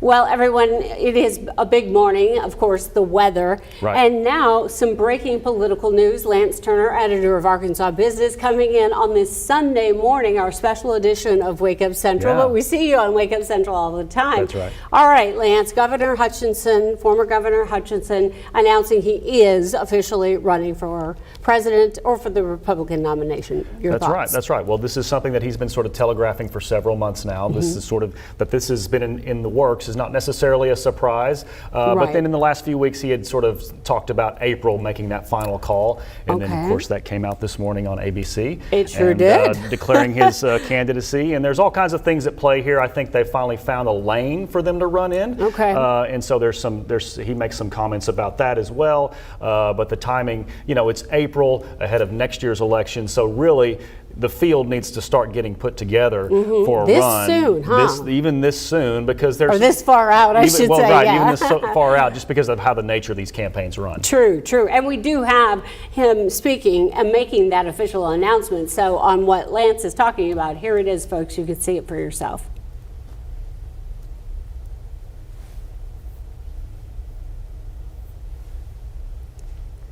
Right now you're seeing President Trump, but we do have sound from the ABC this week where Asa Hutchinson announces his run. Take a look. I have made a decision, and my decision is I'm going to run for President of the United States. While the formal announcement will be later in April in Bentonville, I wanted to make clear that to you, Jonathan, I am going to be running. He does talk about this announcement that'll happen in Bentonville. Bentonville, Yeah. of course, is his hometown. That's where he's from. That's sort of where his political base is. And also when you think about Bentonville and the companies that are there and sort of Sure. that area of the state, the money in that state, but also I think that represents a lot of what he will talk about was the best about his 8 years in office, that focus on business, the tax cuts, the business-friendly environment. I think Bentonville makes a good backdrop for that, in addition to being his You hometown. do. Okay. Well, yes, his hometown, and I get that for sure. But when he was the governor of the entire state, Right. Little Rock, of course, one of the most populated areas. But it does make sense. There are corporations, of course. You've got Walmart, J.B. Hunt, and Right. all those up there in Springdale. A lot of money that That's might be right. brought to his campaign. We also have a sound where he talks about why he decided to run. Yes. So let's take a look at that and get Lance's opinion. I have made a decision, and my decision is I'm going to run for President of the United States. While the formal announcement will be later in April in Bentonville, I wanted to make clear that to you, Jonathan, I am going to be running. And the reason, as I've traveled the country for 6 months, I hear people talk about the leadership of our country, and I'm convinced that people want leaders that appeal to the best of America and not simply appeal to our worst instincts. And that inspires me when I see everyday Americans just saying, give us good leadership, give us common sense, consistent conservatism, and optimism about our great country. And that inspires me, and I believe I can be that kind of leader for the people of America. Been a consistent theme, I think, with him throughout his 8 years as governor. Also, being governor while Trump was in office, I think was often a tricky lane to operate in. I think Yes. just for him personally and politically, because the way he operates is different from how Trump operated. But both Republicans Both and needing to be Republicans. united in the party, but That's again, right. very different dichotomy between the personalities. That's right. And so, Asa Hutchinson is a very different kind of Republican from what Donald Trump is. And I think you're going to see a return to that. I've talked to some people close to the campaign this morning who say that, we can expect, Reagan-era optimism, Reagan-era conservatism. This is the kind of conservative that Asa Hutchinson is. Okay. And I think that's the message that he's going to carry with him on the campaign Well, trail. you had said too, he needed a lane to be in. And it seemed months and months ago that they weren't real clear on where that should be because Trump's popularity remained, and it is still very high. He is the leading Republican candidate so far, Absolutely. even though he's facing an indictment and is to be technically arraigned in New York City on Tuesday, I believe it is. That's so right. That is going to muddy the waters at least. But tell me more Well, about I think your thoughts on that. that's part of, I don't know what the calculations were for April because I think they thought there was going to be more of a Republican field assembled by now. And really, you don't have yes. a whole lot of declared candidates for that nomination just yet. Mm-hmm. And now this indictment and what that could mean, we don't know in terms of Trump's popularity. I think that's also, an open question. Sure. That all these candidates will be kind of grappling with. Plenty are coming to his defense, though, his base. That's right. for And sure. some of his opponents even have come to his defense in terms of, yes. Right, and so anyway, this is a really interesting time to be announcing a presidential run is my point, and what those effects will be. Well, we do know that Asa Hutchinson did take on the former president. Here is what he says about being the anti-Trump candidate. You recently said that your lane is the non-Trump lane as opposed to the anti-Trump lane. What do you mean by that? Well, it means that I'm providing an alternative to the former President Donald Trump. Now, when I say non-Trump, I want to be able to speak to the Trump voters. I want to be able to speak to all of the party and say, this is the leadership that I want to provide. And I think that we need to have border security. I think we need to have a strong America. I think we need to spend less at the federal level.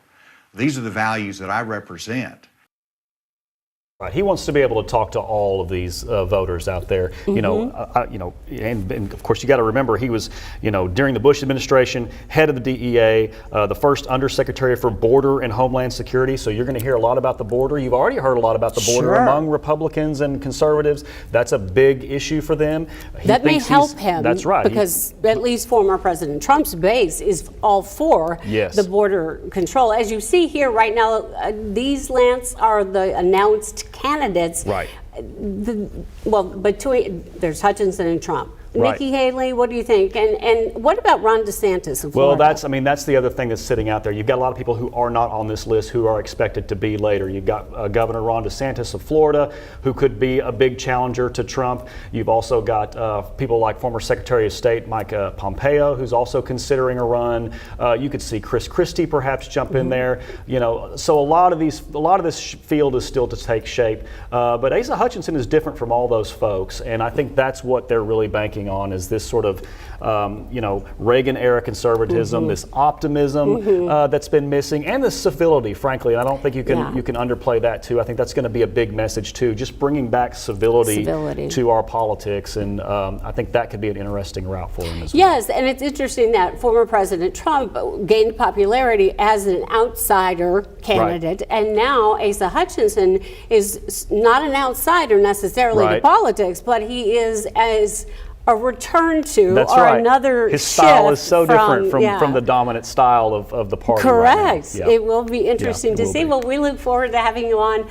Tomorrow is Monday, so I'll see you on We'll get going Wake tomorrow. Up That's Central. right. Absolutely. Let's get a look at the weather now from Corrales. Yeah, good morning, you guys. So this weekend has definitely been much needed. It's that calm after the storm, really helping with those recovery efforts. We're going to continue to stay quiet for much of our day. Sunny skies to start, highs nearing the mid to upper 70s. Cloud cover will actually be increasing through the afternoon, and we are expected to see the arrival of some showers and maybe a few isolated rumbles of thunder later this evening. A live look at your satellite and radar. Southern half of the state seeing mainly most of that cloud cover and even a few spotty showers already. The northern half though is quiet, but later this afternoon and evening we'll start to see the arrival of those scattered showers coming in from our west, mainly confined across the southern half of the state. That's where the best chances for more of the moderate showers will be. It will be a spotty in nature across central Arkansas. Wrapping up quickly at around 1 o'clock or so, it's going to be out of the area, and then we'll be quiet and cloudy heading into your Monday. And then we have to focus unfortunately on Tuesday, as we have another high-end chance for seeing some strong to severe storms, a level 3 out of 5 for much of the state, with anything from large hail, even unfortunately a few tornadoes are possible, and some damaging winds. So breaking down the timeline, expect many changes to this forecast. Timing still not set in stone with this as well, but sometime Tuesday afternoon we could start to see some spotty showers ahead of that main line. This is around Tuesday at 11 o'clock, so Tuesday night we could see some supercells begin to form ahead of that front. Those are the ones that could produce some of that large hail and possibly even some dangerous tornadoes, so something to keep in mind. Continuing on into your Wednesday morning, that threat does linger. We could see more widespread showers with a line of storms ahead of that cold front as it sweeps on throughout the day, clearing out sometime Wednesday afternoon. So just something to keep in mind. We need to be weather aware once again with that severe weather threat for your Tuesday into Wednesday. Of course, stay with us here on THV 11 for your latest updates and the weather regarding that severe threat over the next few days. Karen? All right. Thank you, Corrales. It's unfortunate to see, but we know our team will be on it. With many Arkansans now displaced from their homes, they need a place to stay, and that immediately. So we want to let you know some of the shelters people can go to. In Little Rock, they include Emmanuel Baptist Church, Calvary Baptist Church, and Hall High School.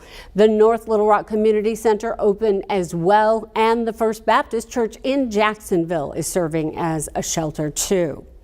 The area that you've seen this morning from Rodney Parham to Reservoir Road is so well known and so populated and traveled in Little Rock and did take a direct hit. So let's go back out live to Hayden one final time. Hayden? Hey, good morning, Karen. We're not too far from Reservoir Road. Of course, we're here at Rodney Parham just by Interstate 430, and linemen have been at work for multiple hours now. They are working as quickly and efficiently as possible to get the power back on by the devastating tornado that hit on Friday. And again, we have got exclusive video of how impactful and how incredible the damage was from this tornado that struck this area on Friday afternoon. It is incredible to see just how strong this was, and frankly a lot of folks did not think that this would be possible. This type of damage here in the city of Little Rock would ever happen, just because you have that sense in Little Rock, oh, it's, it's by the river, it's too hilly, and that of course is not the case. And our meteorologists will tell you all the time that these storms are dangerous and can hit in a heavy populated area such as this. But that was Friday, and the recovery has begun. It started on a beautiful Saturday yesterday. It is a beautiful Sunday today, and folks are hard at work here, linemen especially, trying to get some electricity, some normalcy back to so many people. In fact, we actually saw a gentleman and his son deliver some food to these linemen, which was such an amazing gesture. Dropped it off for them. They had a few words of pleasantries, and then they just went back and said, thank you so much for all you're doing, and we really, really appreciate it. And I hope all those folks out there know how much we appreciate them, and we thank them for all they're doing. This is going to be a long road to recover. It's going to take some time, but it has begun, and I have no doubt that the strength of Arkansas and Arkansans will be shown after a devastating tornado that struck not only Little Rock to North Little Rock and beyond. Karen, I'm going to send it back to you. That's a wrap from Rodney Parham. We'll, of course, be covering today's events all throughout the day. Hayden, real quickly, can you tell us, is Rodney Parham open for travel that you can tell? It is. Yes, Okay. there's the street lights are out, but there's police and a four-way stop at most of those intersections. But yes, Rodney Parham is open where we are and along the road towards Okay. 430. Great to know. And yes, the power's out, so there are those stops and police. All right, Hayden, thank you so much. And Corrales, thank you to the team for the coverage. I mean, we all know who has been impacted from these storms, and just want to give a thanks to those out there helping out. Absolutely. Everyone,